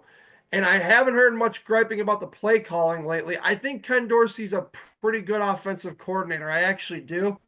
But to your point, I think Alex Van Pelt's better. and they panicked and made a move that didn't need to be made because, again, from what I've been told, Deshaun Watson did not like the coaching. But we'll never know if that's true or not. We'll never be able to figure that out. But Ken's done an all right job. And they've put up more points, and their offense has statistically been so much better under Jameis that I think you got to give Ken a little bit of credit for that. I agree with you 100%. And the other thing I was going to say, though, the person who I think needs to go actually is sadly Andrew Berry. I think he's been terrific in the free agent market and in trades. I knew you were going to go Watson, minus Deshaun Watson. He's been terrific. He got Jerry Jeudy. He got Amari Cooper. You know, he brought in some really good players. He got Dalvin Tomlinson in the building. And he did draft JOK. I'll give him that one. But, you know, Jedrick Wills is clearly a problem and a liability. Greg Newsome was an okay draft pick, but he's not really over the moon for me. You look at some of these other guys. Cade York in the 4th round, I even hold that against him because Cade York was a disaster. He only won you 1 game against Carolina. I mean, to me, Andrew Berry, I don't trust him going into the 2025 draft. And I hate to say that because I'm really proud of what Andrew Berry has done with free agency and with the draft. I really love everything Andrew Berry's done, minus Deshaun Watson. But, you know, we could argue that's Haslam. We could argue who knows with that situation. But to me, I think Andrew Berry, I just can't trust him to draft high-round players. And I trust Kevin Stefanski enough where I think if you're Jimmy Haslam right now, let's say you let Andrew Berry go, you approach Kevin Stefanski and let Kevin Stefanski bring on board maybe a guy who's in numbers who he can work with, and they start to draft these players a little bit better. So, to your point, and I agree with you, Andrew's overall resume is not good enough. It's just not. Draft-wise, in terms of free agency and trades, I think he's actually really good. He's killed it in trades besides the worst trade in league history. That's the one that blemish he has against him. And, oh, by the way, it's a pretty big one. It is. Yeah, you're right. But I'm not sure I'm willing to hold that against him if it was Haslam. That's the other thing, too. That one I struggle with. But you're not wrong. You're not wrong. Yeah. Free agency, there's been some good. And to your point, Dalvin's been great. The Za'Darius trade's been great. Shelby Harris, 1-year Flyers, has played really well. Jordan Hicks, amongst others, has played well this year. To be honest with you, he hasn't been great, but Devin Bush hasn't been terrible. No, Devin Bush has been okay. I'm fine with Devin Bush. Yeah, I do hold some free agency against him because Juan Thornhill's been awful. John Johnson was awful. He can't sign a safety to save his life. Those two I hold against him. And another one. Rodney McLeod's been okay. Rodney McLeod's been good. I'll give you that. Rodney McLeod's been exactly the veteran they need on that leadership, and he's a hell of a talk show host on the Fan too, on his Tuesday morning show. But to me, when I look at Andrew's overall resume, there's Andrew Berry's resume. I don't want to get you too confused. If I was the general manager of the Cleveland Browns, I'd get fired. I'm too much of a fan. Hasn't want me out like the next day. Yeah. I'd be making fan moves, and it wouldn't be good for the organization. Go on. Right. Andrew Berry's overall resume, there's been more negative than positive. But listen, we've seen this movie with the Browns before. A shotgun marriage doesn't work well. How'd Farmer and Patton work out? That didn't work out well. Hugh Jackson, I mean, there's been a couple other ones we could go to. Sashi Brown and Hugh Jackson ended up hating each other by the end of their tenures. So to me, the main reason I want Andrew Berry to stay around is because I want Kevin to stay around, and I don't want some general manager who's going to come in here and then, okay, we bring in a new GM and him and Kevin don't get along, and then the Browns start, let's just hypothetically say 2-5 next year. Who's going to be showing the door? It's not going to be that new GM you just saw. It's going to be Kevin. So you're right. I think you have to get a GM with Kevin's input. That was kind of my where I was going with it. But like as I said, I think they're a package deal. I don't think you're wrong whatsoever. So I agree with you. Maybe you could try that. But I think if you ask Kevin about it, he's going to tell you he wants Andrew to stay. That'd be my honest to God opinion. I mean, they do get along really well. So it's a really tough situation because Andrew's not been good enough. A lot of people think, including us, clearly, that Kevin's been dealt a crappy hand, but Kevin's you can't keep Kevin and then put a new GM in because he's going to go anyway. You're just delaying the inevitable. The new GM's going to want his coach. We've seen this movie 100 times before in the NFL. Those shotgun marriages, every time they go up in flames, man. It doesn't work. Yeah, it did not work with John Dorsey and Hugh Jackson, to your point, and it didn't work with Bob Quinn and I'm trying to remember who was coaching Detroit, Jim Caldwell at the time. So yeah, it does happen. Yep. All right, we'll move on to the rest of the NFL now. Obviously, the Browns are a mess and they have a lot of work to do, but there is, I think, a lot of hope, and it comes from the head coach, who I really still believe in, and it comes from some great talent pieces around. You have Jerry Jeudy, you have Nick Chubb coming back from injury. I think he'll be fine within time. Myles Garrett, David Njoku, I can go on, and a really good offensive line, I think, over time. DeJuan Jones has played a lot better in recent weeks, too. I don't think we even mentioned him yet. The only thing I could, one last point, I'm sorry to cut you off. The one thing I worry about that offensive line, it's still really good, but Joe Bitonio, if you go into a full rebuild, is he going to want to do that again? May he just hang up his cleats? Right. Jack Conklin, the second best lineman we had since Joe Thomas. So yep, I agree. Jack Conklin, he's played really well, but he struggles staying healthy. But since he's been out there, he's been another bright spot in this dark season. Since he's come back, Jack looks really good. He still looks like a really solid right tackle. Teller's still a good guard. To me, and I hate to keep drawing on here, but one last point. The thing I would draft is an offensive lineman, but show Jed that Will's the door. That's another plummet. They should have never picked up his fifth-year option. But I could go on and on about the Browns forever. But to your point, there is hope because we both grew up as Browns fans. And one thing you can take everything away from Browns fans, and they have. They've given us nothing. But the one thing you can never take away from us is our hope. And Ethan Posick's been good, too, just to finish off the offensive line. I think DeJuan Jones actually has stepped it up in recent weeks. So even with Bill Callahan. That injury was devastating because I really wanted to get a look at DeJuan at left tackle the rest of the year, and we're not going to be able to do that because of the Saints injury. But sorry, he was looking on the up and up, though, I thought. But, you're right. The Saints injury definitely was devastating. Sorry for derailing your train. I'm sorry? Sorry for derailing your train and keep it at the Browns. No, you're good. All right. Let's move on now to some of the games that we saw yesterday, and we'll talk about the standings and all that as a whole. Obviously, we'll start things off a little bit with the Chiefs and Chargers, 19-17. Harrison Butker kind of with maybe the play of the year. I remember Mike Tirico on the NBC broadcast calling it the double doink but good, or the doink in or something. I thought that was a great name for it. The doink for the division. Yeah, it did win the doink for the division. That was it. Yes. Yep. Great call. That was a great call on Mike Tirico's part. The Kansas City Chiefs are winning games by the skin of their teeth. So I don't necessarily trust them in terms of that, but they're still the Chiefs. We know what their pedigree is. The Chargers, though, I'll be honest with you, just because I bring up the Chargers too. I think the AFC playoff bracket is set. I think either the Chargers or the Broncos at this point have to absolutely collapse, or even the Ravens. One of those three teams has to absolutely collapse, and a Miami or Indy has to get really hot in order for that to change. But you look at that Chiefs-Chargers game, that could possibly be a playoff game we see come January. And the other thing, too, is, when you look at that seeding, it's just, it looks like it's pretty much set in stone. Indianapolis and Miami are probably the only border teams at this point. What'd you say?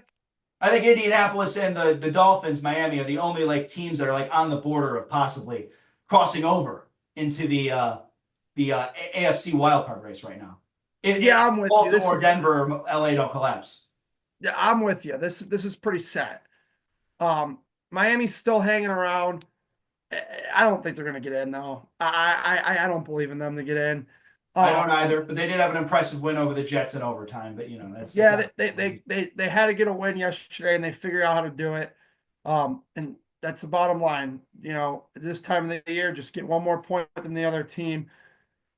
The Chiefs, to your point, they're barely winning, and it's really frustrating. And you watch them, and they feel like, to relate to it, like the Patriots of our childhood, where they always seem to get all the calls and everything goes their way. And that's really frustrating. just as a football fan in general to watch. And Mhm. I don't want to believe in the Chiefs, but I have this weird feeling that they're just going to keep barely snaking by and probably come out of the AFC because, but one thing to keep in mind, and I know they lost yesterday, but Buffalo's pretty damn good this year, man. And they had a I lot of agree. pressure on them the last couple of years, and I know nobody's going to believe in them because of their playoff collapses the last few years. But if you actually look at it, this is the first year that a lot of people, the national prognosticators, got off of Buffalo, and that might help them.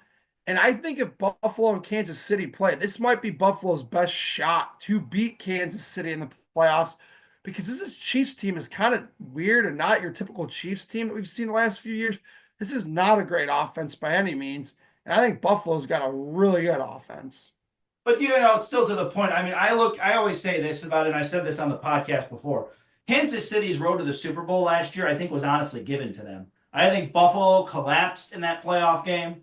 I think Baltimore collapsed in that playoff game. They only held them to 17 points, and I think the 49ers gave that game to them too. I really think the only team the Kansas City Chiefs thoroughly outbeat was the Miami Dolphins. Buffalo, Baltimore, and San Francisco, it's all their fault why Kansas City won the Super Bowl last year. That's my view on the situation. Obviously, Mahomes is Mahomes. Travis Kelce hasn't looked like the Travis Kelce. I do think Taylor Swift has become a distraction for their franchise, and I know a lot of the Swifties may disagree with me on that, and that's totally fine, but it's a distraction. And I think that steers the Kansas City Chiefs away from football, but the culture is still good, and they only have one loss on the season. But to me, And the Andy skin of Reid's a their hell of a teeth is still the coach. skin of their teeth. And Andy Reid's a hell of a coach. He is a hell of a coach. You're absolutely right about that. You're absolutely Yeah. right. I'm not going to take that away. And to me, it's hard, right? Because Yeah. they don't look like the Chiefs, right? And we've sat here and talked about that for 5 minutes now. They don't. Sorry, they don't look like the Chiefs. And the group as a whole is aging. And you know, Kelsey, you could say the Swift stuff's a distraction. Sure, I could probably buy that, but I don't know. You know, um, I also It think that could it be. could I mean, be. they're still doing really well, so I'm not I going to. I I I I think Kelsey could be aging too. I mean, he's in his 10th, 11th year, so he's just maybe that's a factor of it too. But listen, it's hard to bet against them because they keep winning and winning, and it's just not winning the way they used to. So that's where we're at. All right, moving on from the AFC West a little bit and a little bit on more on the AFC. Let's talk a little bit. It's kind of an intra-conference game here. Bills and Rams, 44-42, the Rams over the Bills. That was one hell of a game. And I'll tell you this, the NFC West is so weird this year. Seattle's actually leading the division right now, but that feels kind of illegit, doesn't it? I mean, it just something about the Seattle Seahawks just doesn't feel right. I still think the Rams are going to end up winning that division by the end of the season, but the Cardinals have been sneaky, not really great, but not bad. The 49ers, I think, are a huge disappointment overall, but still, they're still the 49ers. Well, what do you make of that West and that Rams big win over Buffalo? Well, I'll tell you what. I didn't expect the Rams to win that game at all yesterday. And I've always still believed in Sean McVay as a coach, Andrew. So I got to tell you, Mm-hmm. I'm right there with you. The Rams are going to win the division. San Francisco's got his injury list as long as the Browns was in 2023. Um, Seattle's good. I don't know if they're good enough to win the division. I don't know. So I'm with you. Give me the Rams. Yeah, the Rams. I'm looking at their schedule right now too. So they play at San Francisco next week. I think I like them in that game, to be honest with you. But that's always a tough out for them. At the Jets, then at home for Arizona, then at home for Seattle. And they beat Seattle in Seattle. They lost to Arizona at the beginning of the year in a blowout, 41-10. Arizona's kind of falling apart. I'm pretty sure they would win that game. And then Seattle at home. That might be like that Sunday night football game at the end of the season that clinches the division. You know what I mean? Right. Could be it. I could see that being the flex week 18 Sunday night game myself. And 3 out of 4 to end your division or end your season, 3 out of 4 division games is no easy feat. But there's something to be said about a veteran quarterback with cachet, and that's what Matt Stafford is, man. He he gets it. He's got grit. Yeah, he turns the ball over a little much, as you pointed out a couple of segments ago. But I'll tell you what, I believe in McVay, and they don't have a crazy cast of characters or weapons on offense, and they're still winning. So yeah, I 3 out of 4 games against the division end of the year, like I said, not easy. I think they'll figure out how to get it done though and take the West. All right, Chicago and San Francisco. Chicago got absolutely boat raced. I mean, I've been very critical of Caleb Williams for how he was in the draft process. I didn't like him. I said Chicago shouldn't have made that move to trade for the number one pick, and obviously they had it to begin with, but to not keep Fields, I was against it. Now it looks like it's going against them not taking either Bo Nix or Jaden Daniels because Caleb Williams has not been as good as either one of them. But having said that, too. It can't help that Matt Eberflus is an awful NFL head coach. The Bears are keeping Ryan Poles, which at this point probably is the right move because you do have Caleb Williams there. But I still think if Caleb Williams doesn't work next year, he's got to go because that was clearly a tough decision to make. The 49ers definitely getting back on track a little bit with that win. I'm still not so sure I'm bought into them. But having said that, I mean, the Bears, to me, more so is the story here because they're just a mess, man. They really are just a mess. 49ers are just an okay football team. But Chicago, to me, really did themselves in with that pick. And I really think Eberflus's coaching cost them a lot of things. And I really just think the Bears are a mess of an organization in a division which every team has a winning record but them and are now guaranteed to end the season in the last place. Okay, so the Bears have mismanaged the last few quarterbacks. They did this to Mitch, where they fired the coach after his first year. Okay, with a rookie quarterback. They did it to Mitch. They did it to Justin Fields. Now they did it to Caleb Williams. It's not fair to that quarterback. If you knew you were going to fire Flus to begin with, why didn't you just fire him before the beginning of the season? That to me is bizarre. Um, Obviously, I'm sure you covered it extensively. Matt Flus's clock management on Thanksgiving Day was Oh, believe me, despicable. I went on a tirade about it. Oh, I believe it. Trust me, I believe it, and rightly so. Um, but the Bears, they just seem to get in their own way a lot. To your point, and yeah, obviously hindsight's 2020. They probably should have taken Jaden Daniels, but I like Jaden Daniels better to begin with. Andrew, I thought he was the I better agree. quarterback, and I always thought Caleb Williams was overrated at USC. I agree with you completely. I mean, I thought he was okay at USC, but still, it didn't scream first overall pick to me. And Bo Nix even is starting to prove that wrong as well. We did talk about the NFC West, but the Seahawks did beat the Cardinals as I'm looking at the slate of games here. Jags over the Titans. Obviously, Trevor Lawrence done for the season. I think they honestly should have fired Doug Peterson weeks ago if they even wanted to save this season to the season they had left to save.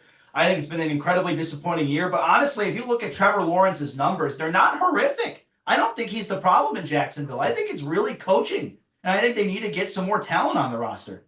I think they're really only quick fixes away. Tennessee is obviously a mess too. I think they're a long ways away. But what do you think? I think Tennessee is a long ways away. I don't know. I loved Will Levis coming into the draft. It looks like I was wrong about that. Jacksonville, they just ever since they went to the AFC title game in 2017 and blew up that roster for no apparent reason whatsoever, they just seem to not be able to get out of their own way. Obviously, I know they did go to the playoffs a couple years ago with Doug Peterson, and I like Doug Peterson as a coach, but the game might have passed him by, man. He might be one of those guys who's just the game's passed him by. But I want to go back to Trevor Lawrence, even though he's out for the season for a second. Obviously, you gave him a massive deal. I think Trevor Lawrence is still a good thing that Jacksonville had. He's a good asset for them, and I think they're going to be fine next year if they just retool. I really believe that. I think this is just a bad year for them, and Doug Peterson just you're right. I think the game has passed him by. I don't think you're wrong there, but like I think Trevor Lawrence, if you actually look closely at his numbers, they're not that bad. I I gotta tell you, I am gonna push back on you a little bit. I don't know if have nearly as much belief or faith in Trevor Lawrence as you do. Um, at the end of the day, I maybe I'm wrong in this, and it sounds like you've looked at the numbers a little bit more than I have. But Andrew, I think he just doesn't make enough winning plays for me, and maybe again I'm wrong on that. But to your point, and I'll defend Lawrence a little bit, their defense has been a dumpster fire this year. So they seem to give up a lot of points. So maybe you're right if they retool with Lawrence. I'm just not so sure as you are that if you retool around Lawrence, things are going to work out great. That remains to be seen. All right, another game here. How about a scoregami, Jerome? Dolphins 32, Jets 26. That one actually kind Was of that a surprised me. scoregami? No That was a kidding. scoregami, yep. And Okay, I didn't I know think I've that. told you I have an obsession with scoregami, but that's a discussion for another day. But the Dolphins, as we did talk about briefly, I know we talked a little bit about the AFC playoff picture. They're still in the race, but I think Denver's just really surpassed them at this point. I like Mike McDaniel a lot personally. I don't think he should be fired, but I think his seat is getting hotter if the Dolphins don't make some kind of push at the end of the year. And obviously, we know the mess the Jets are. So, what are your thoughts? Jets are a mess. I've often said, and I've said on my own podcast that there's no two more tortured fan bases in the NFL than the Browns and the Jets. We're on a different level than everybody else as far as just being crapped on time and time again. Miami, I kind of pointed out earlier, I think they lost too much at the beginning of the year. The Tua injury certainly derailed them because when Tua's healthy, he is pretty darn good. The problem is he's just not healthy enough. That's an expensive Miami roster, though. And with that much money invested into your roster, somebody's going to pay for it. I don't think it'll be Mike McDaniel. Somebody's going to pay, though, for the Dolphins' misfortune this season. Might be GM Chris Greer too, who's been there for quite a while. And you could argue the Dolphins have actually drafted really well, but they're just not winning playoff games. It's really a weird situation with the Miami Dolphins right now because Yeah, everyone to me says they should be a lot better than what they are. they should be better than what they are. That's absolutely true. But the Dolphins seem to be that team that, they're a flash in the pan. And then when push comes to shove, they just can't get over the hump, to your point. The Dolphins also currently have the longest playoff drought in terms of winning a playoff game in the NFL. The Falcons and the Vikings, the Atlanta Falcons, I think, are having a late season collapse here. I thought the Kirk Cousins thing was working out. They obviously have the tiebreaker with Tampa Bay, but I think I'm at a point where I trust the Buccaneers over them in the NFC South at this point because they're just a more proven commodity with Baker under center. But one thing I don't think anyone's really talking about enough: the Vikings are 11-2 with Sam Darnold. They're 11-2. And they've had kind Yeah, of a cupcake schedule, but they're 11-2. I mean, Kevin O'Connell to me should be considered for coach of the year if the Vikings end up even making the playoffs. And Sam Darnold comeback. I mean, that's just really impressive. I did not expect the Vikings to even be in this situation at all. well, I'll tell you why I don't think people are recognizing it. And it's because the NFL is often a what have you done for me lately business. And you look 2 years ago in 2022, and Kevin O'Connell went 14-3, but they let Daniel Jones come in and destroy them in the first round. So people aren't going to believe in Minnesota, and rightly so, until you prove something in the playoffs. And I think that's where a lot of folks are at. And that's not to take anything away from them. You're right. Kevin O'Connell probably should win Coach of the Year because technically it's a regular season award. And Sam's had a great resurgence. But if they don't win in the playoffs, it's kind of like the same thing they did 2 years ago in 2022, where they went 14-3, and ultimately Daniel Jones kicked their butts in the first round. I get that too, but I still think it's just weird with the Vikings. They're 11-2. No one's really talking about them. And yeah, I don't disagree. I don't think they're going far in the playoffs at all. They're probably a first round out. But having said that, like if they do get a Tampa Bay, I think it's possible they could beat a Tampa Bay in the first round or in Atlanta if Atlanta wins the division. They already crushed the Falcons this weekend. So, and obviously you look at the Rams or anybody coming out of the West. I'm not so sure I buy anyone out there either. Um, Well, Saints and the can, Giants. Oh, I'm sorry. can I just point out to you that the Yeah. NFC South, year in and year out, is just the worst division in football? I mean, it is mind-boggling how poor that division is. That literally you look at the AFC North, which is typically brutal, and then you look at something like the NFC South. Good God, I mean, you could literally have a losing record like Tampa did a couple of years ago and win that division. It is just a poor division year in and year out. And they had a losing record with Tom Brady that year. They actually did better with Baker the next year in terms of, and won a playoff game with Baker. But that was also Tom Brady's last year. We could talk about that a different time. But I just thought that's actually a really good point about the South too. It really hasn't been since Drew Brees, Matt Ryan, and Cam Newton in his prime where we really talked about the NFC South being like a ferocious division. But Yep, Drew I Brees and agree. Matt Ryan met a lot of years, so you Yep. know that kind of made it tough back in those days. Um, Carolina and the Eagles, the Saints and the Giants played. I don't really think there's much there, so I'm just going to kind of skip that. But the Panthers and the Eagles, the 22-16. Panthers are coming alive a little bit, man. They're not winning games yet, but they're coming alive. Bryce Young's kind of had a resurgence. They look like a respectable football team. I watched the tail end of that Carolina Tampa Bay game last week, too. I like what I'm seeing from Bryce Young. I still don't believe in him, but like they're fighting, man. Dave Canales deserves some credit there. And if their owner, David Tepper, just David Tepper's over himself again with them building something special. I mean, I'm just saying, like, because he's such an awful owner and the way he's running his organization is crap. But overall, Carolina, I'm giving them some respect right now. They feel like they're on the up and up. It feels better for them. That doesn't mean it's going to be good, but I mean, they have a young quarterback who's playing all right. Can I say this about Bryce Young? I think Yeah, it proves that we rush quarterbacks too much nowadays, and that's a league-wide agreed. problem. The CJ kid, Stroud set such a good year. It's also hard to kind of. Bryce Young's already in his shadow. right? The kid sat down though a little bit, comes back into the game, and now he looks good. I mean, it's just a matter of a lot of times nowadays people give up on quarterbacks too quick, and I think I was guilty of it, saying Bryce sucks and Bryce is done, but you're right. Bryce Young has played really well lately, and maybe it just took him sitting on the sidelines and watching Andy Dalton play for a little bit, and now the kid's got something. And you're right.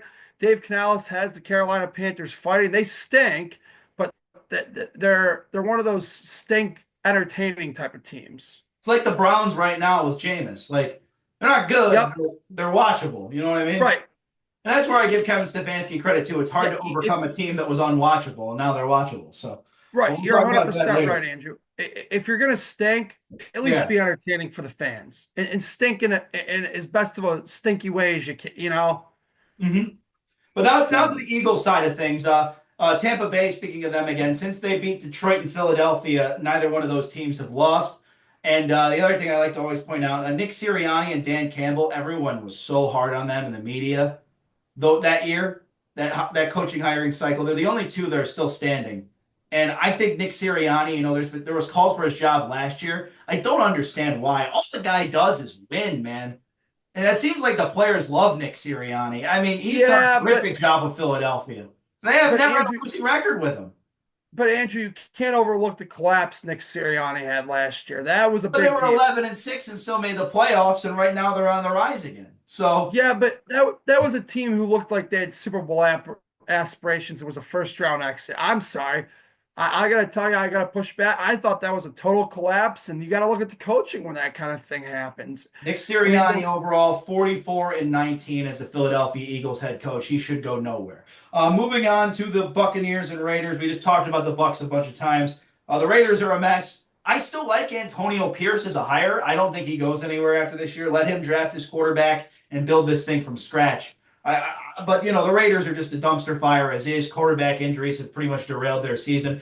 Tampa Bay, I think, has a pretty favorable schedule down the stretch too, that they could end up winning this division over Atlanta, despite the Falcons having the tiebreaker. yeah, you're probably right on Tampa, and they could probably go 8-9 and still win the division. As far as the Raiders go, you never know because Mark Davis is so unpredictable. He seems to fire coaches like Jimmy Haslam did in his early going. And Al Davis is rolling over in his grave at the awful organization his son's running. I agree with that. Mark's not his dad in a lot of ways. His dad, I think the thing is, I think Al was so hands-on.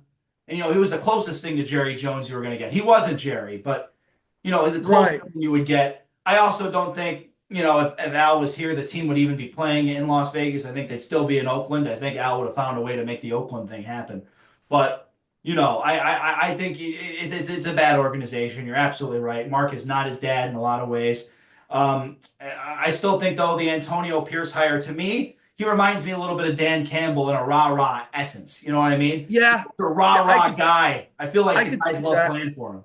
You know what I And, mean? and, and Pierce was like that as a player too. He was a captain on the Giants Super Bowl defense. I like Antonio Pierce too. I just don't know if he'll be able to overcome how bad of a disastrous season this just turned in for the Raiders. It is his rookie year too, so that's why I don't think they're going to be too quick. But yeah, you're not wrong in that essence. There was a lot of bye weeks this week: Ravens, Broncos, Texans, Colts, Patriots, Commanders. We'll talk about the standings here overall in a little bit. Just review that and who's probably in, who's probably out. Packers, Lions, 34-31. That was an all-time classic game, possibly game of the year candidate. I love the Green Bay Packers and what they're doing. Clearly, they made the right move when it came to moving off Aaron Rodgers and getting Jordan Love under center. They clearly know what they're doing with their quarterbacks. Jordan Love is entertaining. I like him personally. I think he's mature. He's plays the game the right way. He does it the Green Bay Packer way. You know what I mean? So I love watching the Packers. But man, I love watching those Detroit Lions even more. Jared Goff is an excellent comeback story. Dan Campbell being the coach he is. There's some like media pundits out there that think Dan Campbell's a problem. I mean, I don't understand how. I get he coaches in gutsy ways. I'm not saying he's a genius. That 1 4th down he went for it on probably wasn't smart, but at the end of the game, he made the right decision to go for it because you still have to wind the clock down. So to me, they swept the Green Bay Packers. The Green Bay Packers are a pretty damn good football team. I mean, to me, this rivalry's resurged, and something about the Detroit Lions that they're I can't find the words for it, but like I feel like, even though Green Bay has been fun, unless you lived in Wisconsin, everybody was rooting for the Lions in that game. Yeah, I agree. The Lions have turned into America's team. I agree with Everybody that. loves the Lions, and you could count me amongst the bunch. I'm right there with you. Um, Dan Campbell's great. Uh, Kevin had pointed out to me, my podcast co-host, that Dan Campbell does seem to get away with some gutsy decisions, but if it works, it's hard to complain about it. And on the other side, Matt LaFleur to me is one of the most underrated coaches in the NFL. I think he does a hell of a job. I agree with you on that. I was not a big Matt LaFleur guy in the last year with Aaron Rodgers, but more and more I'm starting to think Aaron Rodgers was the problem and not Matt LaFleur. And we're seeing that play out with the Jets. So to me, like Matt LaFleur clearly knows what the hell he's doing. Only one losing season in Green Bay. And Jordan Recent Love, history, yeah. recent history would support your point on that, and I happen to agree with that too. I still love the Packers though. Like they're still a fun watch. I was still rooting for the Lions the whole game though. Like I was telling myself, I remember telling our good friend Ryan Radke, if he's listening to this, hello to Ryan, of course. I think we mentioned him at the beginning of the show, but nevertheless, What's I up, was texting Bracky? him. Yeah, what's up, Radke? But I was gonna say, like, I remember texting him that night, like, Green Bay, I love them. They're fun. But man, it's Detroit. It's just Detroit is you have to root for them, man. It's hard to root against them. And unless you're a diehard Packer fan, I can't see a reason to root against the Lions in that game. I just can't. I feel like criminal. Nobody outside of Wisconsin was rooting against the Lions that night. That was just an unreal, awesome game from start Like to. I said, Andrew, they've turned into America's team, man. They really, really have. They're so likable, and I still think they have a tough road to the Super Bowl just because Philadelphia has been so good. But Dan Campbell, credit to him, he's still not a Coach of the Year candidate. He's probably leading the charge right now overall. Before we wrap things up overall with the podcast, I know we've gone on for quite a while, Jerome, so I want to thank you again for that. Let's talk a little bit about the standings right now. As I told you a little bit, I think when I'm looking at them right now, I think for me, we'll start with the AFC. I know I said it earlier. I think the playoffs are pretty much set with the 7 teams coming out of the AFC. You could disagree with me or not. No, Indianapolis, Miami are the only two on the outskirts. But to me, it looks like it's Kansas City, Buffalo, Pittsburgh, Houston, Baltimore, LA Chargers, and Denver. It's just a matter of seeding. like I said to you earlier, I agree there. Miami's the only one I could see making a push, but like I said, I don't think it's going to happen. So I'm with you. The seven are the seven, and what the hell? Why not start the AFC playoffs today? We're ready to go.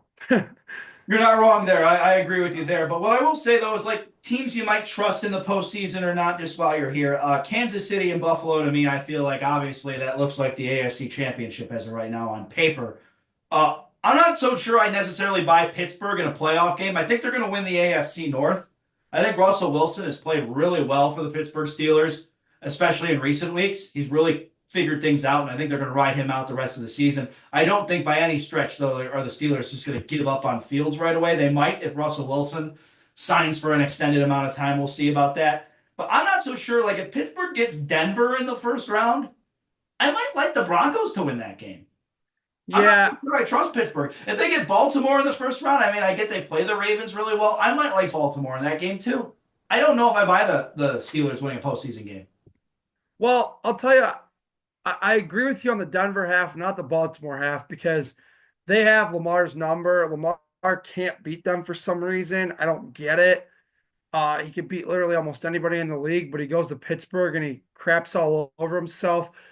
If they get Denver in the first round, I wouldn't be surprised if Denver beat them. And also, you got to look at this. Mike Tomlin's recent playoff history is bad. I mean, he has not won a playoff game in almost a decade, Andrew. It's been since 2016. This is his last playoff win. And what's interesting too is even though we talk about Mike Tomlin's winning never had a losing season, his overall record in the playoffs is 8-10.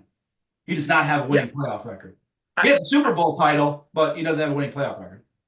We can go into this a whole nother time, but yeah, you're right. I don't want to get into this today, but I actually think Mike Tomlin's a little bit overrated as a coach in general. That's my opinion, but that's for a different day. I think in terms of getting you above 500, he's great, but in terms of anything else, it might be questionable. I won't necessarily disagree with you there. I did talk about Denver. I mean, going on them a little bit. Sean Payton, another Coach of the Year candidate. Who thought the Broncos were going to be this good with a rookie quarterback at 8-5? Probably going to make a playoff push. Not me. Yeah, I didn't either. I was even saying on my podcast all year, I'm not taking Denver seriously. Got to the point where I think they were like 6-4, and I'm like, okay, yeah, I have to start to take them seriously. They're playing pretty good. Hey, the oldest saying in the book is, "You are what your record says you are," and Denver's record tells me they're good, so I gotta believe they're good. And it's been quiet for them all year, and probably rightfully so. The Broncos haven't made the playoffs in almost a decade either, since their Super Bowl run. So they're definitely overdue for a berth here. Baltimore, I'm still not sold on them winning a playoff game either, I'll be honest with you. And I'm not so sure I'm sold on Houston winning a playoff game. To me, I feel like Kansas City and Buffalo are the only sure things right now in the AFC. Pittsburgh, Houston, Baltimore, LA, and Denver, not so sure. Obviously, at least 3 of them are going to lose. So between Pittsburgh, Houston, Baltimore, LA, and Denver, one of them's going to go. We didn't even really talk about the Chargers much. That defense is very scary, and I don't want to see them in a first-round game if I'm any of those division winners. I'll agree with you there. The Chargers have a good defense, and Jim Harbaugh, it looks like he has been coaching the NFL the last 10 years, even though he's been at Michigan. He hasn't lost a step. Baltimore, it's hard for me to believe in them in the playoffs. I know they did well last year relatively. I still am hesitant to believe in them in the playoffs. So, yeah, the AFC, the picture's set, but once we get past the teams that are in there, man, it's anybody. Like you said, it's kind of up for grabs. So, all right, and then we'll go over to the NFC here. To me, it's not much said in the NFC. A lot of crazy things could actually happen. I think the only 2 sure things, I think you have 2 sure things in each conference. I think the AFC, it's Kansas City, it's Buffalo, and the NFC, it's Detroit and Philly. I think Detroit and Philly, you lock in, they're definitely going to win their divisions, and they're definitely going to be hosting playoff games, and likely you'd say Detroit hosts Philly in the NFC Championship. I think you'd go that route in terms of the NFC. But you look at the rest of it, I mean, the standings are crazy. Anyone could win those other 2 divisions. I think the Rams are in the West, but everyone's still in contention for it between San Francisco, Arizona, and the Rams. The Rams on paper look like the best team to me. Seattle, though, has played really tough, and obviously I thought moving off Pete Carroll might have been a mistake just because he's a little older. I don't think the Seattle Seahawks mantra was like getting stale, but maybe the Seahawks more than I do because Geno Smith is still playing really well, and McDonald's been one hell of a coach for them. So Seattle could be in the playoff mix too. Tampa Bay, as we said before, they could probably win that division. They look like on paper the best team. Atlanta's kind of fallen apart, but the Falcons have that tiebreaker. Things could get shaky there. The Saints were a mess. But you look at the wild card race too. Minnesota, as we said before, no one saw them coming at 11-2 with a quarterback who everyone wrote off. Green Bay, we already went into them, how much I personally like them. And Washington's 8-5. They're still in the thick of things too, and I really like what we've seen from the Commanders all year long with Dan Quinn kind of making a resurgence as the head coach there. So I mean, for me, the NFC, it's really anyone's guess because Philly, I think, wins the East. Detroit wins the North. But I mean, Tampa Bay likely wins the South, and the Rams likely win the West. And that wild card, you probably say Minnesota and Green Bay are the sure things, but and Washington. So to me, it's the division winners. It could be anybody. It could be anybody in those divisions, except maybe New Orleans, Carolina, and Arizona. Yeah, absolutely. And poor Vikings, they're going to go probably lose 3 games or 4 games all year, and they're going to have to be a wild card team because of how good Dan Campbell's Lions are. I like Washington. I like when you got a rookie quarterback, just like in the AFC's case in Denver. You got a rookie quarterback who they don't know any better, and you can kind of say Washington and Denver are both playing with house money because no one expected them here. The thing for both those teams is they have good coaches though, and Dan Quinn and Sean Payton. You're absolutely right. No one thought they'd be here, and the Seattle Seahawks might win the division. I don't know if they will, but in terms of the wild card race, I think the wild card teams are set. I think you're going to see it be Minnesota, Green Bay, and Washington. But those two division winners are really up for grabs. The 3 seed and Yeah, the 4 seed are probably not going to be very good football teams. yeah, I'll agree with that for sure. And I agree with you with the wild card being set. I think the Rams and the Buccaneers end up winning those divisions, but like you said, it's not over just yet. And would you believe the Rams and Buccaneers would win a playoff game? I'm not so sure they did. I think I like the wild card teams all better than them. Maybe not Minnesota, but Green Bay. I like Yeah, Green Bay better than I like the Rams. I like the Washington better than I like the Rams and the Bucks. I would say that. I really would. I'm not so sure.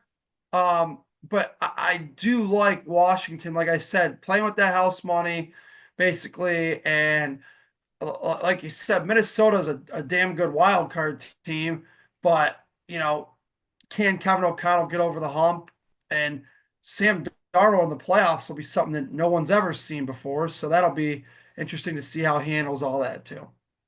Agreed. I just think the matchup will be interesting there when you look at the 3 and the 4 spots right now. Really up for grabs. They really are. I think on Right, paper you'd say the Rams and Bucks, but it could be the Falcons and Seahawks, and we're totally wrong. So I right, don't think right, the wild card's not coming out of either of those divisions, though, at the end of the day. So right, that's my right. view on that. It remains to be seen. So we'll see what happens. Should be a fun 4 weeks of the season watching the rest of the NFL and not our team. Yeah, that's for sure. But before we wrap everything up here, I'll say this. I think the 4 sure things, Kansas City, Buffalo, Detroit, and Philly. To me, I really Agreed. like that. I think Kansas City hosts Buffalo. Even though Buffalo has a tiebreaker, Kansas City will end up having the better record. I think that ends up being your AFC championship, and I think Detroit and Philly would end up being your NFC, the way leagues look. And granted to Dan Campbell, like I even mentioned this on my podcast last week, I thought the pressure was more so on the Lions to win that game than the Packers because Green Bay and Minnesota are still breathing down Detroit's neck, despite Detroit being 12-1. But still, the Lions are so good, I don't think it matters. Right, right. I agree with most of what you said there. And it's just tough because it's easy to say, yeah, Philly, Detroit, Kansas City, Buffalo, but we know how the NFL playoffs go, and what looks to be on paper often doesn't happen. So it's all up in the air. But I look forward to watching it and seeing how everything unfolds. All right, that's going to be it for today's edition of Raw Takes with Andrew Hody. Jerome Petukauskas joining the show again, WBWC Sports Director formerly. We've called a variety of games together back in the day. I know we could talk about that another time with our viewers here. But once again, the Cleveland Sports Realm with him and Kevin Shagru. Check that out. Hopefully one day I'll be hopping on the podcast as well. Jerome, again, thank you so much for hopping on my show today. And I look forward to having you back on again. And maybe by playoff time, we'll have a lot more takes and future of the Browns and the Cavs and Ohio State and the Guardians. I mean, there's so much to talk about, man. And it was really a pleasure and an honor to have you on the show. Hey, thanks so much. I really appreciate you having me. And yeah, absolutely. Look for Andrew Hody to appear maybe on the Cleveland Sports Realm too. And thanks again for having me. You do a real nice job, and I just want to give you credit. You running a good operation here, man, and you do a heck of a job. And like we said, we have some deep roots going all the way back to calling some Yellow Jacket games together. So thanks again for thinking of me and having me on your show, man. Appreciate it, Jerome, and thank you again for hopping on. Once again, the Cleveland Sports Realm. Make sure to check it out. What platform? Spotify, YouTube. Jerome, I'll let you Yes, know. sir. Spotify, YouTube, and you can follow us on Twitter at CLE Sports Realm. So thanks again, Andrew. I appreciate you shouting out our podcast, and make sure you guys keep listening to Raw Takes with Andrew. This is good stuff, man. Thank you, Jerome. And yes, make sure to keep listening to Raw Takes with Andrew Hody. Like, comment, subscribe. I want to hear your feedback as always. I'm going to read those comments and give some more shout outs on Thursday's edition of the show. Plus, make sure to follow the show on social media. All the social media links are listed below. Also listed below, the Cleveland Sports Realm with Jerome Petukauskas and Kevin Shagru. That'll be right there in the description for you, too. So make sure to check out Jerome's stuff as well. He did a great job today. That'll be it for Raw Takes. Hope everyone has a wonderful rest of your day, and we'll see you on Thursday for more of my Raw Takes. And I want to hear yours, too. I'm Andrew Hody. Those are my Raw Takes. Let me know what yours are in the comments below. Have a wonderful day, everybody.